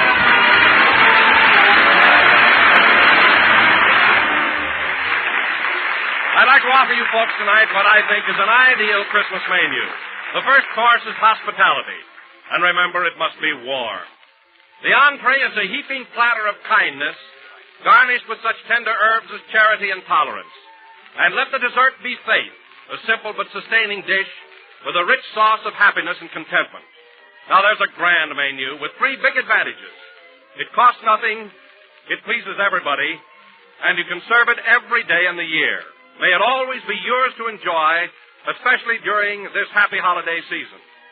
The makers of Jell-O extend to you their very best wishes and heartiest greetings for a joyous Yuletide, filled to the brim with fun, feasting, peace, good health, and good cheer. Ladies and gentlemen, Merry Christmas.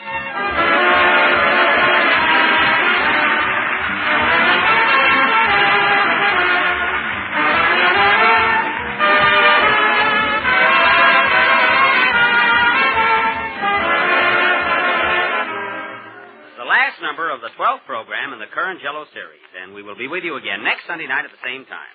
So Merry Christmas to you all from the whole gang. Good night, everybody.